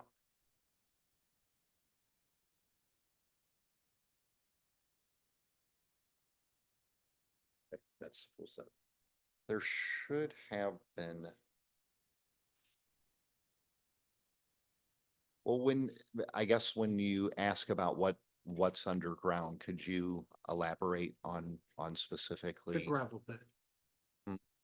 The stormwater detention area, the gravel pit that's underground. You're showing the pop-ups. But where is the pits the pit relation? Is that the edge of the pit? Or is that Correct. further in? Basically those heads are probably about 1 foot in. Cause the retention pond slopes down, and basically those heads are right here. The edge of it is probably about a foot and a half away. So Yes. of those heads, which one, is it this one here? Correct, that's what he was. So on here, you're saying that we've extended this. Yeah, that retention pond technically is not that close in line with the actual house. It's actually shifted a few feet away from what that design is. And to me, ultimately, and that is possible in the process, but I have a set of plans that don't illustrate that. Right. And it's gone through two reviews, the new home and then the pool. And again, not questioning in there, because it was inspected. And one of the plate is, we look at it when the pit is open and we measure from that foundation to ensure compliance. And there isn't any record of any amendments that were Okay. submitted. And I'm not quite, again, my role is just to make sure that it's not being disturbed or disrupted or penetrates within the footings. Correct. And I did have some notes that even in the scenario where a pier would need to be placed within the retention pond, then the only requirement beyond that was that the square foot of the pier footer was made up for with either additional retention pond expansion, or the alternative was kind of that rain barrel. I know that the other requirement was that if we were going to place a pier next to or in the vicinity of the edge of the retention pond, that Patio Enclosures takes full responsibility for any kind of underground water interference that could potentially go back to the house. I I mean, in my personal opinion, and just being on that property numerous times, because of that slope, because technically up there next to the house, we were under 4 foot at the house, and obviously because of the grade of the yard, just where the piers are going to be placed, there's really no possibility of water going downhill and then all of a sudden deciding that it's gonna like run uphill into the house. Like it I'm not sure if it was the concern Yeah, about that, that's- an issue with the house. I think it was more of a concern, do you have the right, the footing, for it too? If you have a lot of saturated water there, Mhm. that's, going down into Okay. the soil below. Would you Um, guys like the pier dug instead of at whatever the current code is for a pier footer? I mean, would it help for us to dig it maybe an extra 8 to 12 inches The- deeper? The hard part is we're not structural engineers or geotechnical engineers. Okay. Okay, so for us to make a decision like that, it's kind of outside of our bounds. Okay, But it's kind of, it would be more your requirements to figure that out. sure, But we just, these stormwater retention areas are a very new thing that we develop, put into our codes. We've never had anybody talk about disturbing something that's already, Mhm. down there. We're a little apprehensive of that, okay? Fair. We don't want the detention system to be compromised at all, sure. or minimized at all. Mhm. And we also don't want to be responsible for approving anything that could potentially have more of a catastrophic failure due to things that we just don't know. Sure. Am I, does that sound? Completely agree. Yeah, Yeah. yeah. No, fair enough. Water issues with this property in the past, so Mhm. that is a concern. Do you all feel that the added rain barrel that we did put into the stamp drawings would help adequately divert any additional water uh, in the collection to help aid the existing oversized retention pond? I would not want the existing detention system impacted, and I think the rain barrel would be good for the additional roof, structure that's going on, Okay, especially because we don't want to contribute any more to potential stormwater issues. Well, it's not just potential, there are existing stormwater issues that are going on. So, sure. And some of it, Chairman, just so there's an understanding where we're coming from is, again, putting a rain barrel down here to pick up, this increment, down here, that makes sense in there. What are the unknowns is that this roof line is picking up. It may not be going over here, but things that were diverted, that's where that's the unknown. Not trying to make it complicated, but it's the thing that, it should work in there, but I can't go back to a neighbor to say that it didn't cause an issue in there, because it's deviating from what an engineer had put together and calculated in there. There are some risks, I think, we're always willing to take into account. Like, again, if this was, in a vacuum and not interconnected, that rain barrel, I think, would be sufficient. But it's part of a bigger picture that's kind of been coming piecemeal by piecemeal by piecemeal on this site. I didn't even think about the additional amount for the. And again, I'm not, it's, that would be my question, but I I couldn't tell you whether it does or doesn't make a difference in there. But it's, again, it's something I need to be able to answer if that ever came back to the city. And it's like, this thing's overloading and you Right. guys caused that. And that's not the intent. Right. So at that angle right there, so where we are tying into the house, there into the corner, there's only gonna be about a maximum of 3 foot. So exactly where he has the mouse, Mhm. because of the natural slope on our roofing system, basically, there's only probably gonna be maybe 18 inches to 30 inches of actually the gutter there to the left being taken out. And their gutter system actually runs back and over, and you can actually see where the existing stormwater is carried off by that. It's not like we're actually removing like a tremendous amount of that overhang to the left. We're only removing that overhang to the right. So as our roof connects in, we're physically sloping directly underneath of that other overhang almost immediately. So our and plus we're not running our roof all the way out. The room technically stops where the sliding patio door is. So technically, that other additional gutter that runs down into the ground is going to stay intact remaining. And then physically, our roof is picking up the rest of any watershed, and it's going to dump into that 55-gallon rain barrel. So Just like a there's- step right here. Correct. So You have there's the still. fascia board and then you're under, one's on top, one's underneath.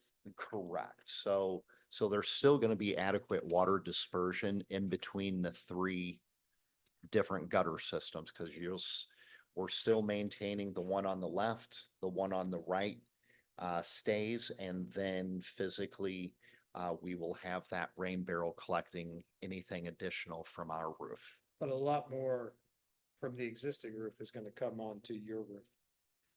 A very minor amount because that roof there, it's kind of hard to see from this angle, but it's actually like a gabled roof up on top.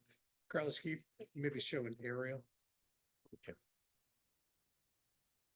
Yeah, that's very. So the width of that room, only half of the water is actually going to shed that direction.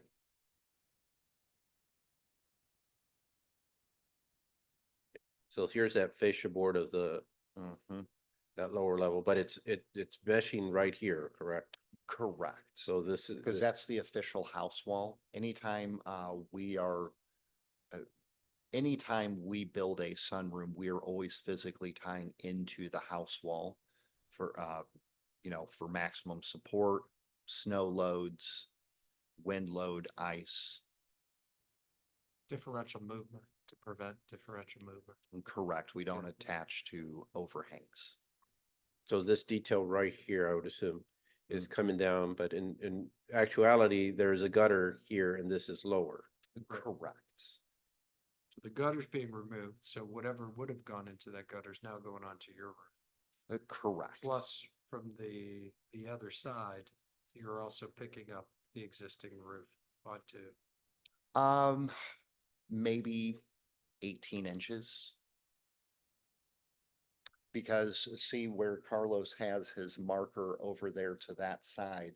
So we're not disrupting, but maybe, like I said, a foot to 18 inches of that gutter, just because as soon as we tie into that side of the house wall. That looks more than a foot.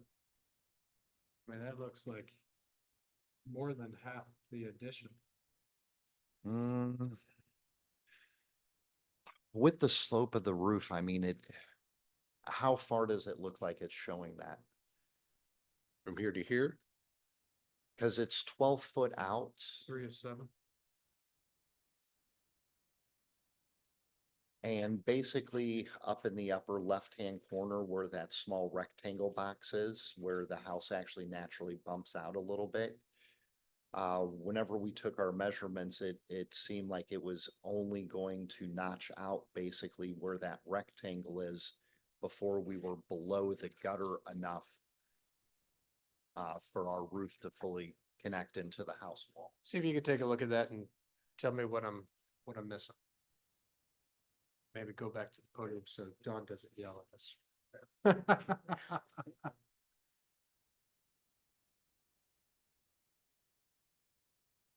That might be just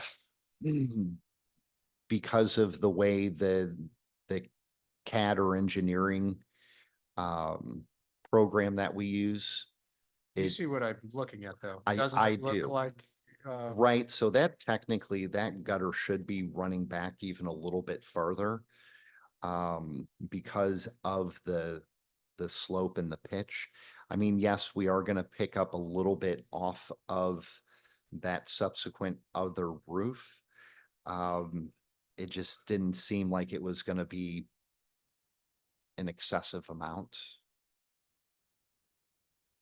Uh, All of that is going in, sorry, and So all of maybe- that's going into that 55-gallon rain barrel.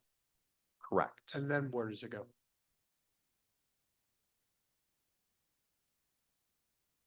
Into the barrel. And then after, if it fills up the barrel, where does it go? Mhm. Where would it need to go? I know whenever, I'm just the wondering if we gentleman, tap it back into whatever, if there's excess overflow over the 55-gallon drum, it goes into the existing stormwater retention. To make sure that would, if the stormwater detention was already set up for the entire roof. Mhm, The 55-gallon should be more than enough for the addition, okay, so then we're still maintaining the capacity of It the goes, original. it's kind of like those inlets where you have that holding that releases to the next detention area. In there, I mean, in theory, again, this is where it gets a little complicated. So that water that's generated off the roof addition will go into a barrel. And that barrel will slowly fill up till it gets to a certain point. But when it hits that point, then it's supposed to start releasing into what we're talking about, like going to that pit. That pit is working in reverse order. As it's raining, that pit is slowly filling up. And when it hits a point, and then it releases it off out into the ground, and then it becomes surface stormwater. So as this one is filling up, this being the detention area is filling up, the rain barrel is also filling up. When this gets to that point, it starts releasing. This one's filling up, and then eventually it's going to release into the pit, which is already releasing in there. I'm afraid it's gonna be the opposite. I'm afraid the 55-gallon is gonna fill up first. It is possible. Again, that's not. Because it all we're taking, depends. because we're taking more of the water from the That is correct. I existing mean, roof. there's that potential. so to address that, because of, the two existing downspouts that are going into the ground from the 55-gallon barrel, would it be okay to actually tie in to the gutter and the underground system against the house to the right? I'll go to the picture. Excuse me. Yes, that right there on the corner. That one or the one to the left? Technically, we could do both because in a lot of situations, we actually do double downspouts on our roofs. I mean, that's pretty simple and stuff that we've done before, especially when we're building extremely wide rooms.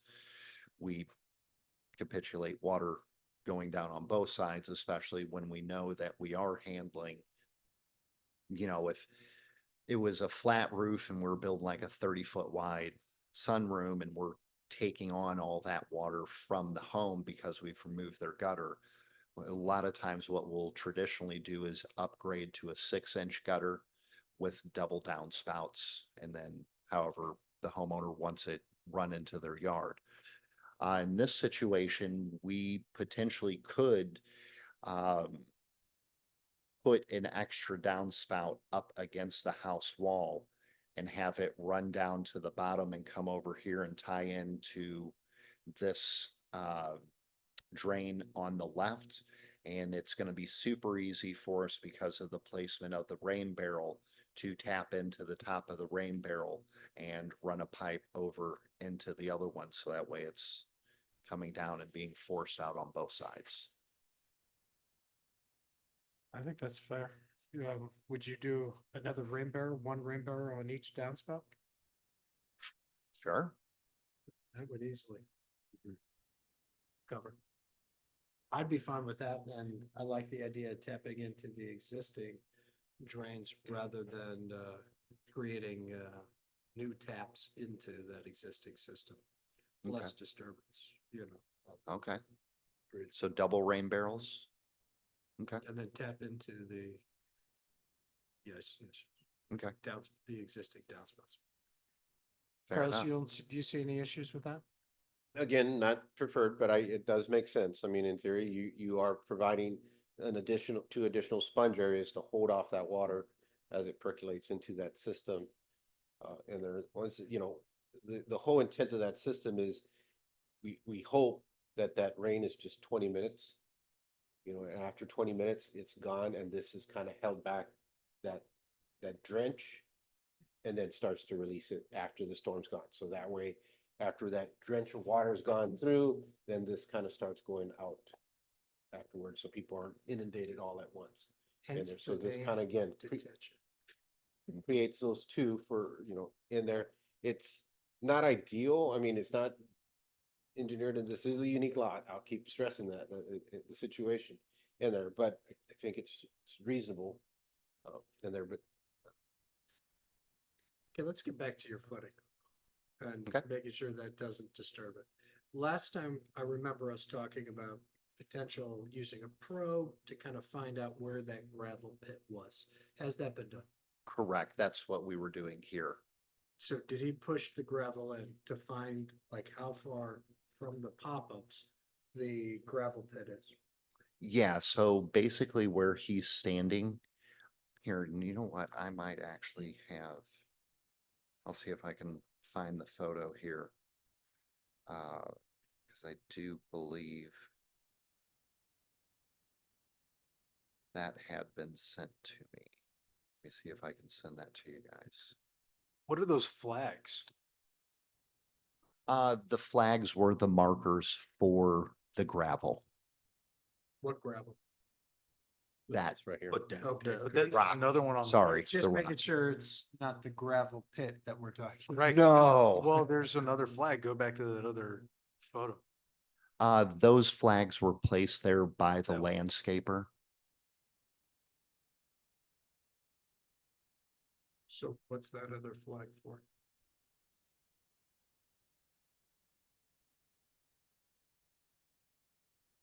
Good. While he's looking for that, just so I'm clear, Carlos, if the proper site plan is submitted, does that answer this question that we're going over about where the detention pit is? Whether it is an issue or not. Again, scaling based on their dimensions, this is what we came up with. Now, we're not draftsmen in any form, but this does scale Pretty close. in there, yes. I mean, But assuming what we've heard is accurate, the new site plan would show that the detention pit is actually a couple of feet the Correct. other way. Okay, so regardless of what's shown, don't we need that site plan before we can make a decision? Ideally, because it's news to us that it's not, Where it's supposed to be. I mean, I But we understand the, could potentially conditionally approve this based on revisions of the site plan and verification of where that existing right, underground retention pit is. Okay.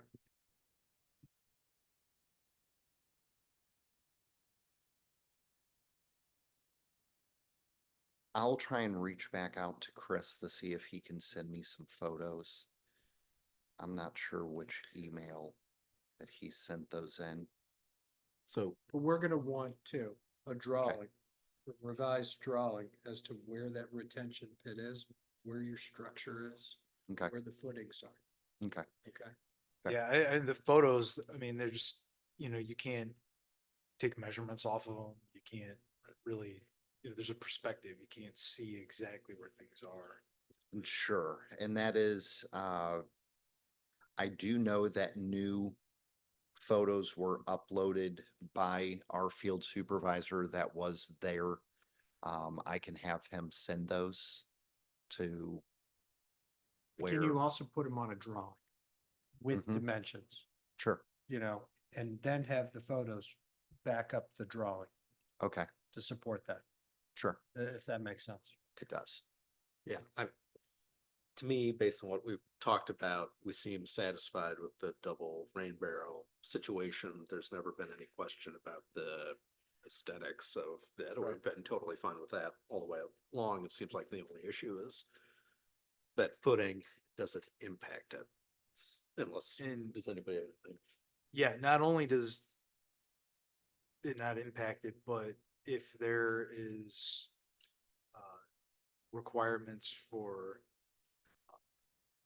setback from it, I can't remember last meeting, but it came up that we needed to stay away, what, like 4 feet, 6 feet? I don't even remember. I would Rule like of to thumb, we know. recommend nothing less than 5. We try to, in the point that you're gonna intersect with something else that has a linear mass in there. So like if they were putting a patio, we would want that patio at least 5 feet from that detention, because the water could start seeping into the patio rock underneath and then just go to any direction. Now, the difference here, I didn't explain well prior, it's like, but this is a footing or a pier. And I don't, so it's not interconnected, it's not like a foundation wall in there, so there That may has be a a little bit of correct effect leeway to the house. in there. Yeah. The concern would have been, like I said, if that was I flat gotcha. work, Mhm. then definitely, because water's gonna find its way through. But in this case, it's an isolated cylinder, to an extent that's not interconnected with the other cylinder except up on, above, over the air. Got it. And I do know that just in some of the language that was provided is that piers in the detention area, if the piers are in the detention pit, those piers will have to be designed by a registered professional, which would be our engineering department. And the pit redesigned to accommodate for the lost volume plus the new area being added by the addition. So I guess technically in a worst case scenario is even if we were to place a pier into the retention pond, the discussion about the dual rain barrels should both adequately make up for the circumference of what a pier would have taken out. See, that's Oh, where I do this starts not to be- want that pit disturbed, okay? Fair. Because, okay, um. Ooh, um, otherwise, I'd want to see a whole new design of this retention system, Mhm. included. And have the professional engineers kind of review all of the downspouts and things like that. No, sure. I was just talking in that worst case scenario. I get it, Mhm. I get it. But But you're telling me we're so far away that it's not gonna, be likely. But if you did Correct. find it, Mhm. you're gonna have to redesign that pit Sure. and connect in, I would say, probably connect the downspouts Mhm. directly into the pit, Mhm. and then increase the size of that retention pit based on the new addition, Mhm. if you're gonna start disturbing that. We're not going to disturb it. And Chairman, I'll throw this out, Bruce, and then, in there, we haven't been able to have this discussion, but again, so I have a rain barrel here and I have a rain barrel somewhere over here and there, in there. This is not the issue right here. And it's interconnected with the roofs, with those rain barrel systems and into, what we talked about, the detention system. What we're now down to is, let's see if it'll let me, is this. Oh, sorry. It's this piece right here. Okay. And that's a design selection that you've come up with your client in there. There are different alternatives to avoid that. Yeah, we could, the reason we did not change the design was because just after going out and measuring, we're like, well, seems like we're far enough away that we shouldn't need to redesign it. But if How did you base that assumption? off measuring from where the gravel was to the heads and the edge of the retention pit, is that we were far enough away. So how did you know where the edge was? Uh, somewhere I actually have raw photo of the original dig of the actual retention pit before it was filled in. In relation to the house? Correct. Okay, well, I think you're gonna need to show that Okay. and then be able to, accurately show, Sure. some sort of ability of measuring, Okay. from that and being able to locate that. I'm a little nervous about just measuring to the heads because you never know where the heads are gonna be placed. Okay. They might have moved the heads towards the center of the pit. Because that's not the reason why the inspector's out there. The inspector was out there really to look at the width, Okay. the length, width, and depth to make sure it had the capacity that it was designed for. Okay. Correct me if I'm wrong. What I can go ahead and do is, and maybe this will just help double up the effort of any concerns, is Carlos, if you can go back to the photo that you were kind of drawing on. Okay. So what we can do is where that red line is, I mean, and this was something that obviously we discussed last time, and the homeowner's very aware, is literally we can just angle off that portion of the deck When are you gonna make that decision? by tomorrow, tonight. I'll call Chris. Well, if you can prove to us Mhm. where that pit is, you don't have to. But we need to know, we need to be, those pictures you showed us don't prove that to us. Okay. We need something, that shows that, if that Okay. makes sense. It does. So now that we're under the deadline. on this, Like, do you want, I mean, do you want me to try and dig up the photos now, or do you send them over just as soon as I get them? Carlos, how comfortable do you feel with having staff confirm and handle these items that we're talking about? I'm fine if it's, again, if it comes from survey engineered professional and they show me that in there. But I can't go on the basis of a preliminary site plan.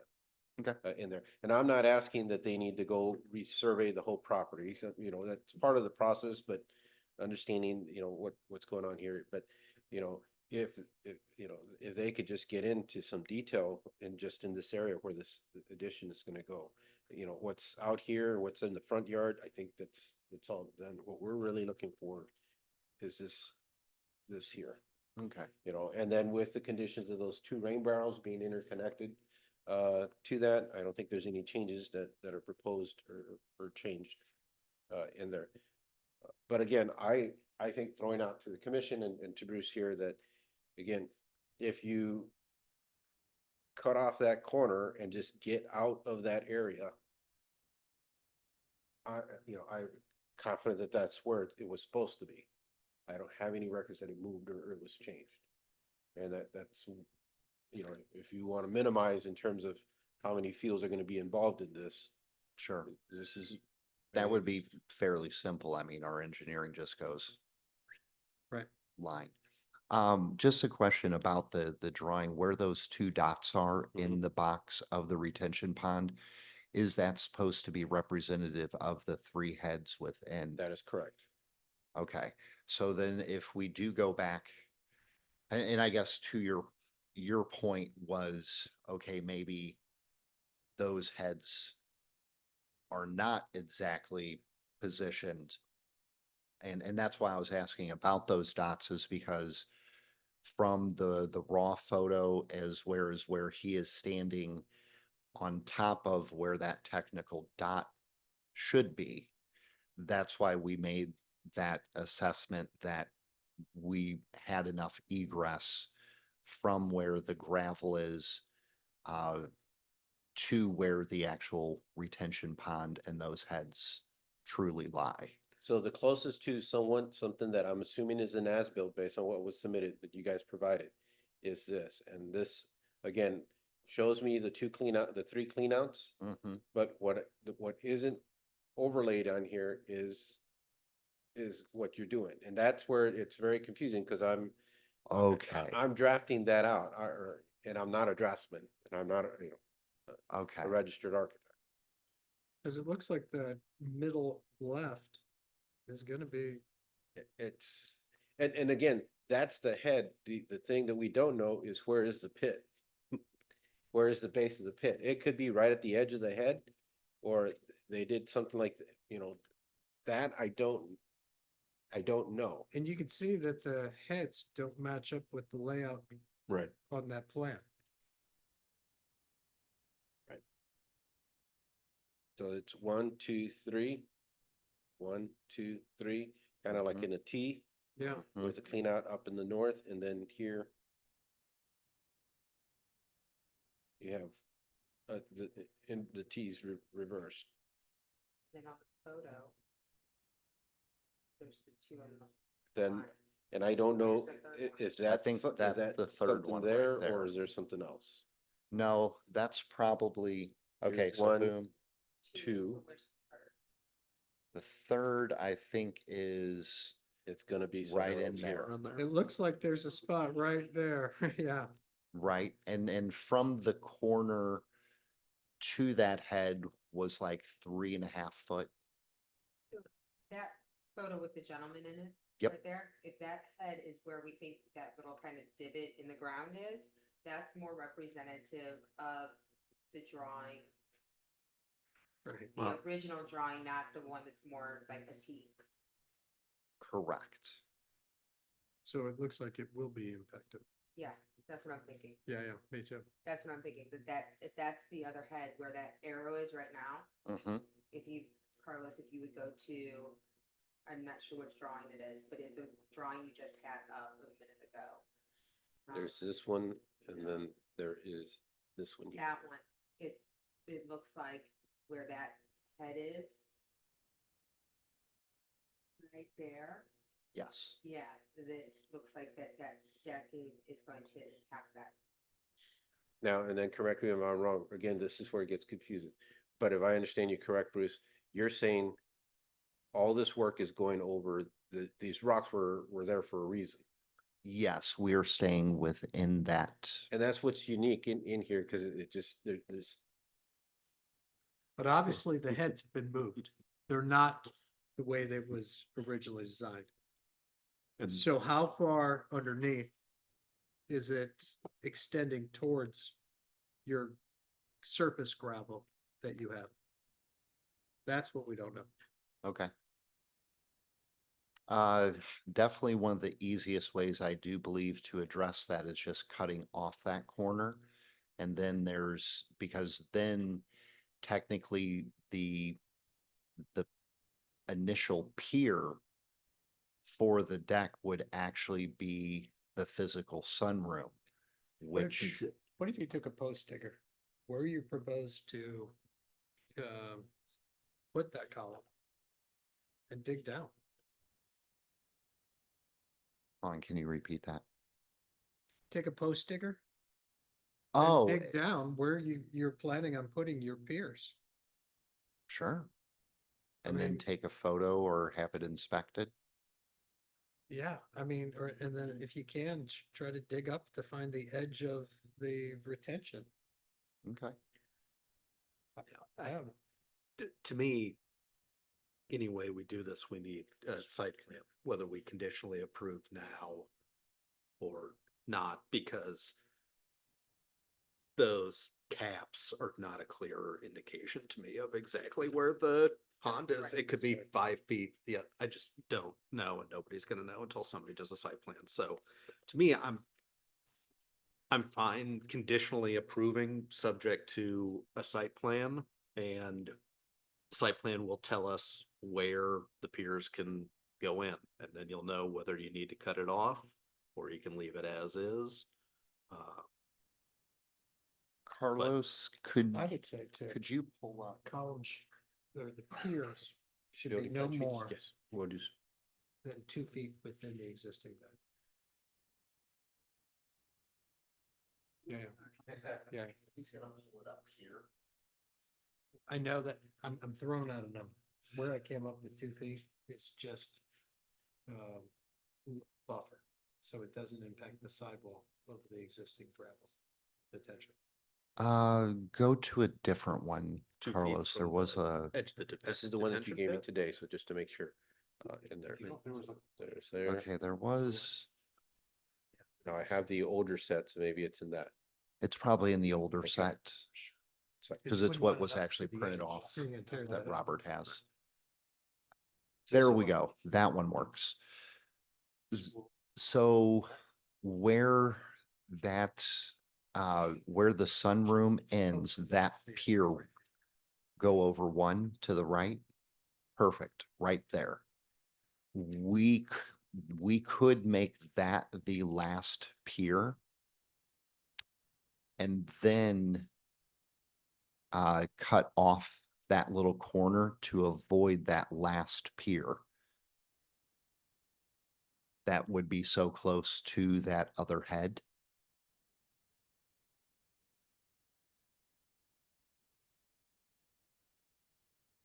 Again, though, we're not sure if the head's in the center of the pit or on the edge. Mhm. Perfect. Something like that right there. Well, and that is what I will make sure that we go out there and maybe that is what we do is dig down instead of just probing. What we could do is kind of make it performance based, and say that no pier or foundation should be placed within 2 feet of the existing retention plant and may require deck modifications to accommodate. Perfect. You guys like it? Yeah. What are you gonna do if this other one interferes with the pit too? Which one? The one where if you cut it off the middle one. So Deck one of the, modifications would be required.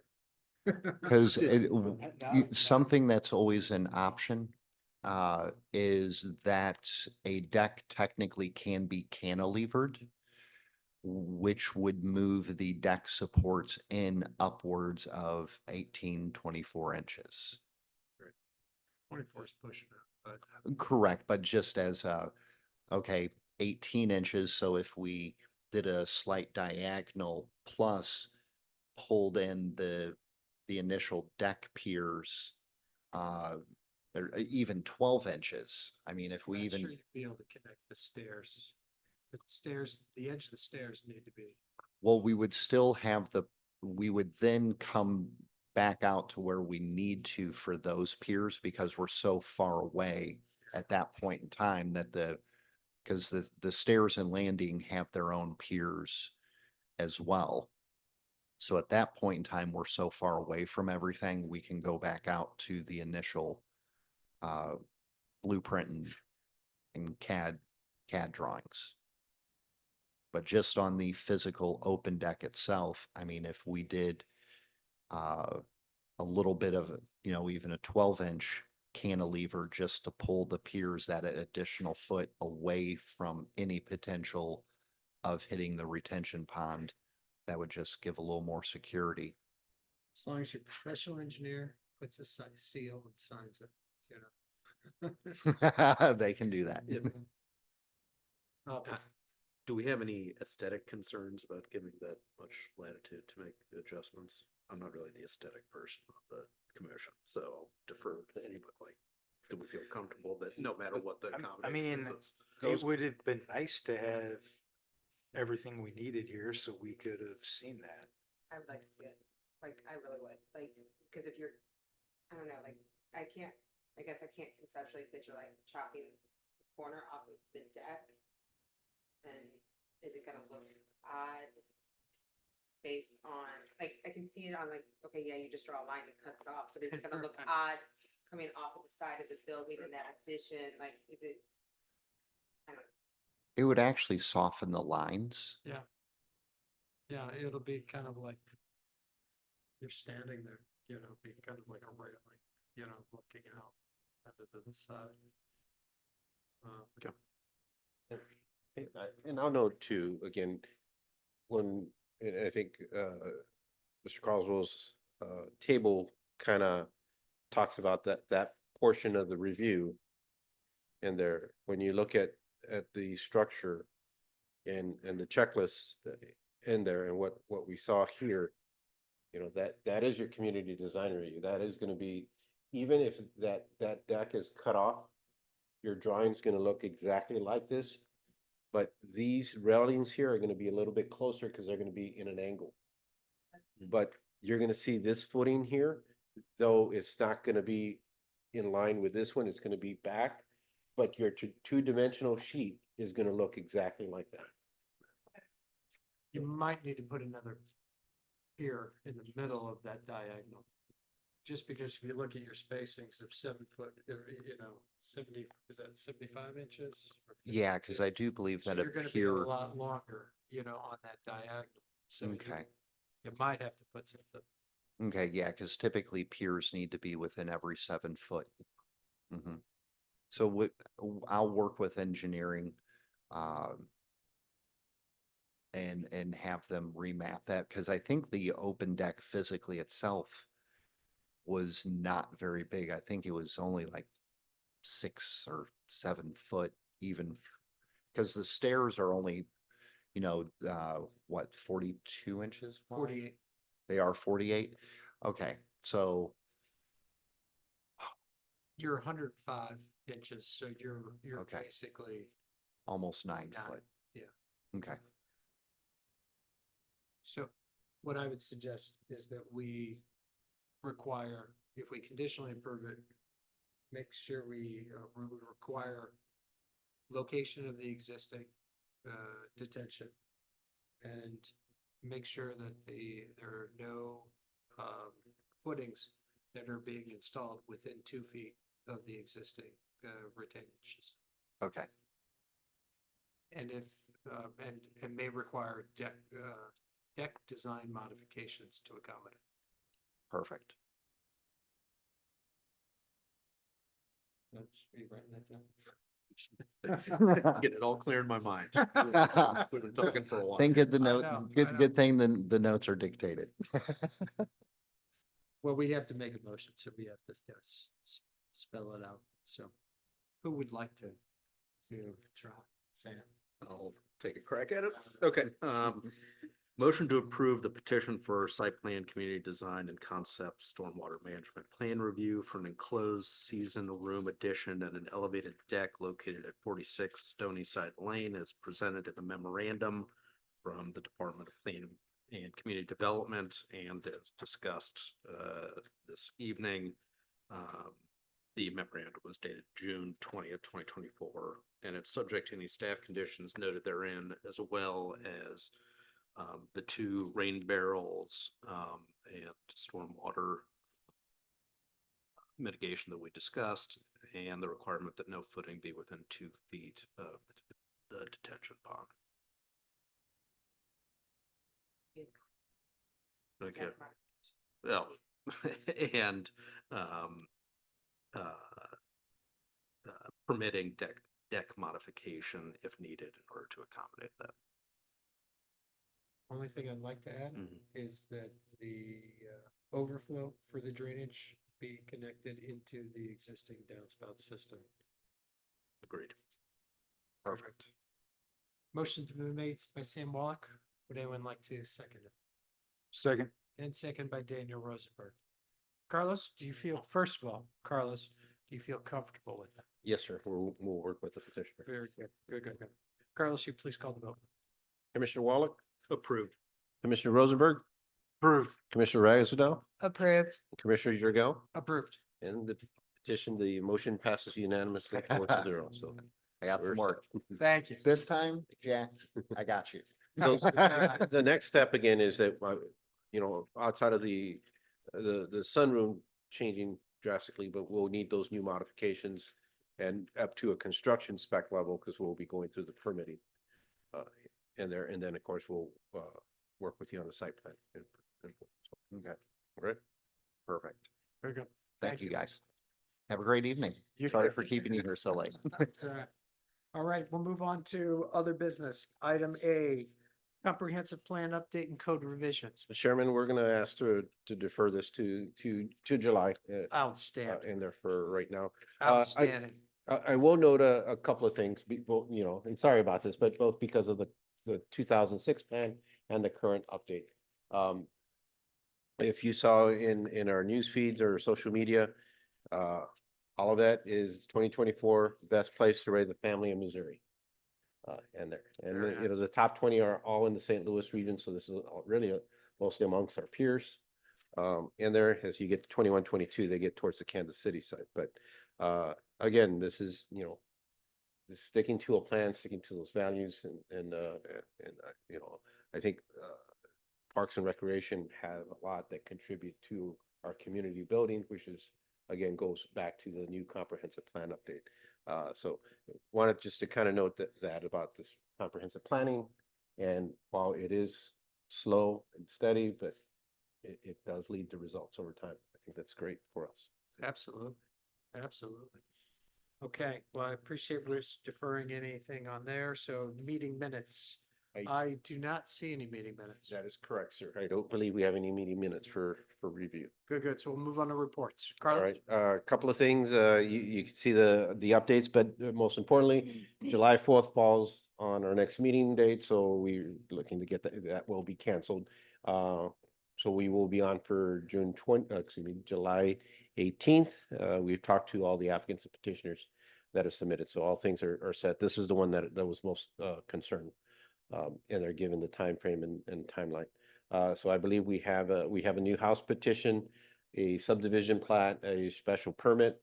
And we'll see if we have any other last minute items that are added that we try to help and facilitate it. But at least consider that those 3 items will be at our July meeting. A couple of updates. July 20th is wrong on there, right? Yes, it should be the 18th. Good, I good. apologize on that. No worries. I think I got it with today's date. A lot of activity going on at the Aldi site. Exciting. They're moving quickly in there. We hope next week we'll start seeing activity on lot 3 before their deadline. All their deadline is that the permit expires, and if they want to continue, they have to resubmit and repay. There is not a penalty, but they'll be repaying fees again, and that nothing else changes. And they could come in with the exact same plans. Nothing would be coming back to the commission unless there was some significant change to what's been authorized already, and I don't anticipate, nor have I heard, that there would be on that. So just a heads up on that. We did have a discussion with them, and you know they were committed to trying to get some activity going in there, but we're now on tomorrow's Friday, and there hasn't been anything yet, so I won't hold my breath. Regarding the Irvington Place apartments behind CVS and Chevy's. The permit has been issued for that. I think we'll start seeing some activity probably by mid-July. You know, they still have to get the roads out of the way, put in some utilities within the site and the stormwater and all that thing. But you'll probably see that up and moving. And there, Easy Storage, I think I updated the commission at our last meeting that they got authorization to use the first floor.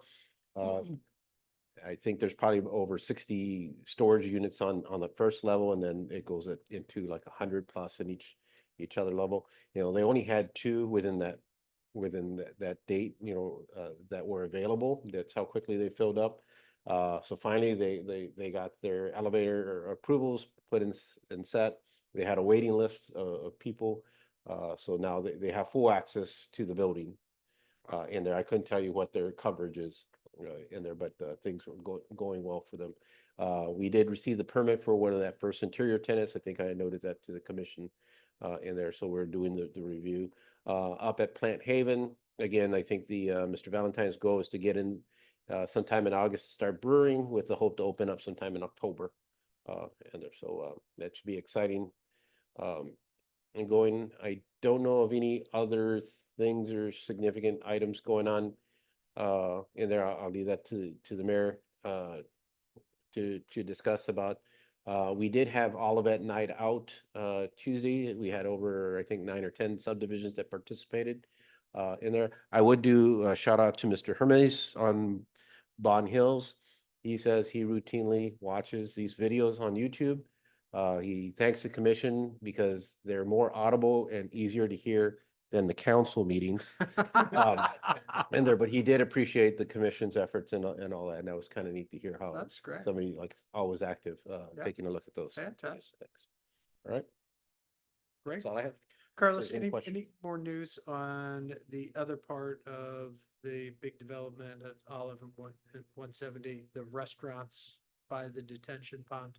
That's what I was talking about there. We were hoping that there would be activity this Oh, week. that's what you're Mhm. talking about. Understood. So in kind of explaining, I know that's not what you were asking, but add a little bit more to that. So, and then we were also in discussions, given the current office environment, they're looking at options of trying to get the hotel in place and starting. And one of the concerns from the hoteler was that they didn't want their customers or clients driving through a construction site in that process. But fortunately, the way this is designed, and thanks with trying to meet the required fire codes and things like that, or for our department, is that there's roads on two sides. So they are looking at, that one road would become a full public road, and then they would maintain another road as a construction road to service the office building, and that might give the hotel some comfort and flexibility that their clients are going through, a non-construction road to get through that process. So Absolutely. I Good. think that will work, for their benefit. Yeah, good. Any questions for Carlos? Don, Jack? Nothing? Nothing. Good. Missy? Right, thank you guys for a meaningful meeting tonight to go over some difficult issues. Carlos did a really good job of summarizing things. I will just continue to tout our Five Oaks on Warson with its multiple programs, a photo contest with deadlines of July 15th. This Friday again, the paddle and pickle doubles, arts and crafts, things for the kids, art exhibits, summer camps, soccer registration, fitness classes, just a lot of things happening, like Carlos mentioned. This really could be another great unknown about the city of Olivet that just makes us shine. So I do want to kind of tout that. I want to wish you all a happy 4th of July. And the city council will be looking at people that put in applications for various positions of various boards. 4 people have entered interest in PCDC. We are looking for a planner, a professional position, preferably a planner to replace Carol Wagner, our longtime planner on the board. And positions should be discussed and possibly decisions made by the council by July 12th. And then you guys could have a full board, and then you work on the reassigning of your positions within the board itself. So it's been a long evening for you guys. Sorry I can't be there. I look forward to the day that I can physically be back there. And we'll see you guys in a little bit. All right, sounds great, Missy. Any questions for Missy? Seeing none, well, the only question I had is, did you know it was going to be such a long meeting, and is that why you're at home? You know the real reason, but no, that wasn't it. All right, sounds good. All right, we'll adjourn at 9:22. Thanks, everyone.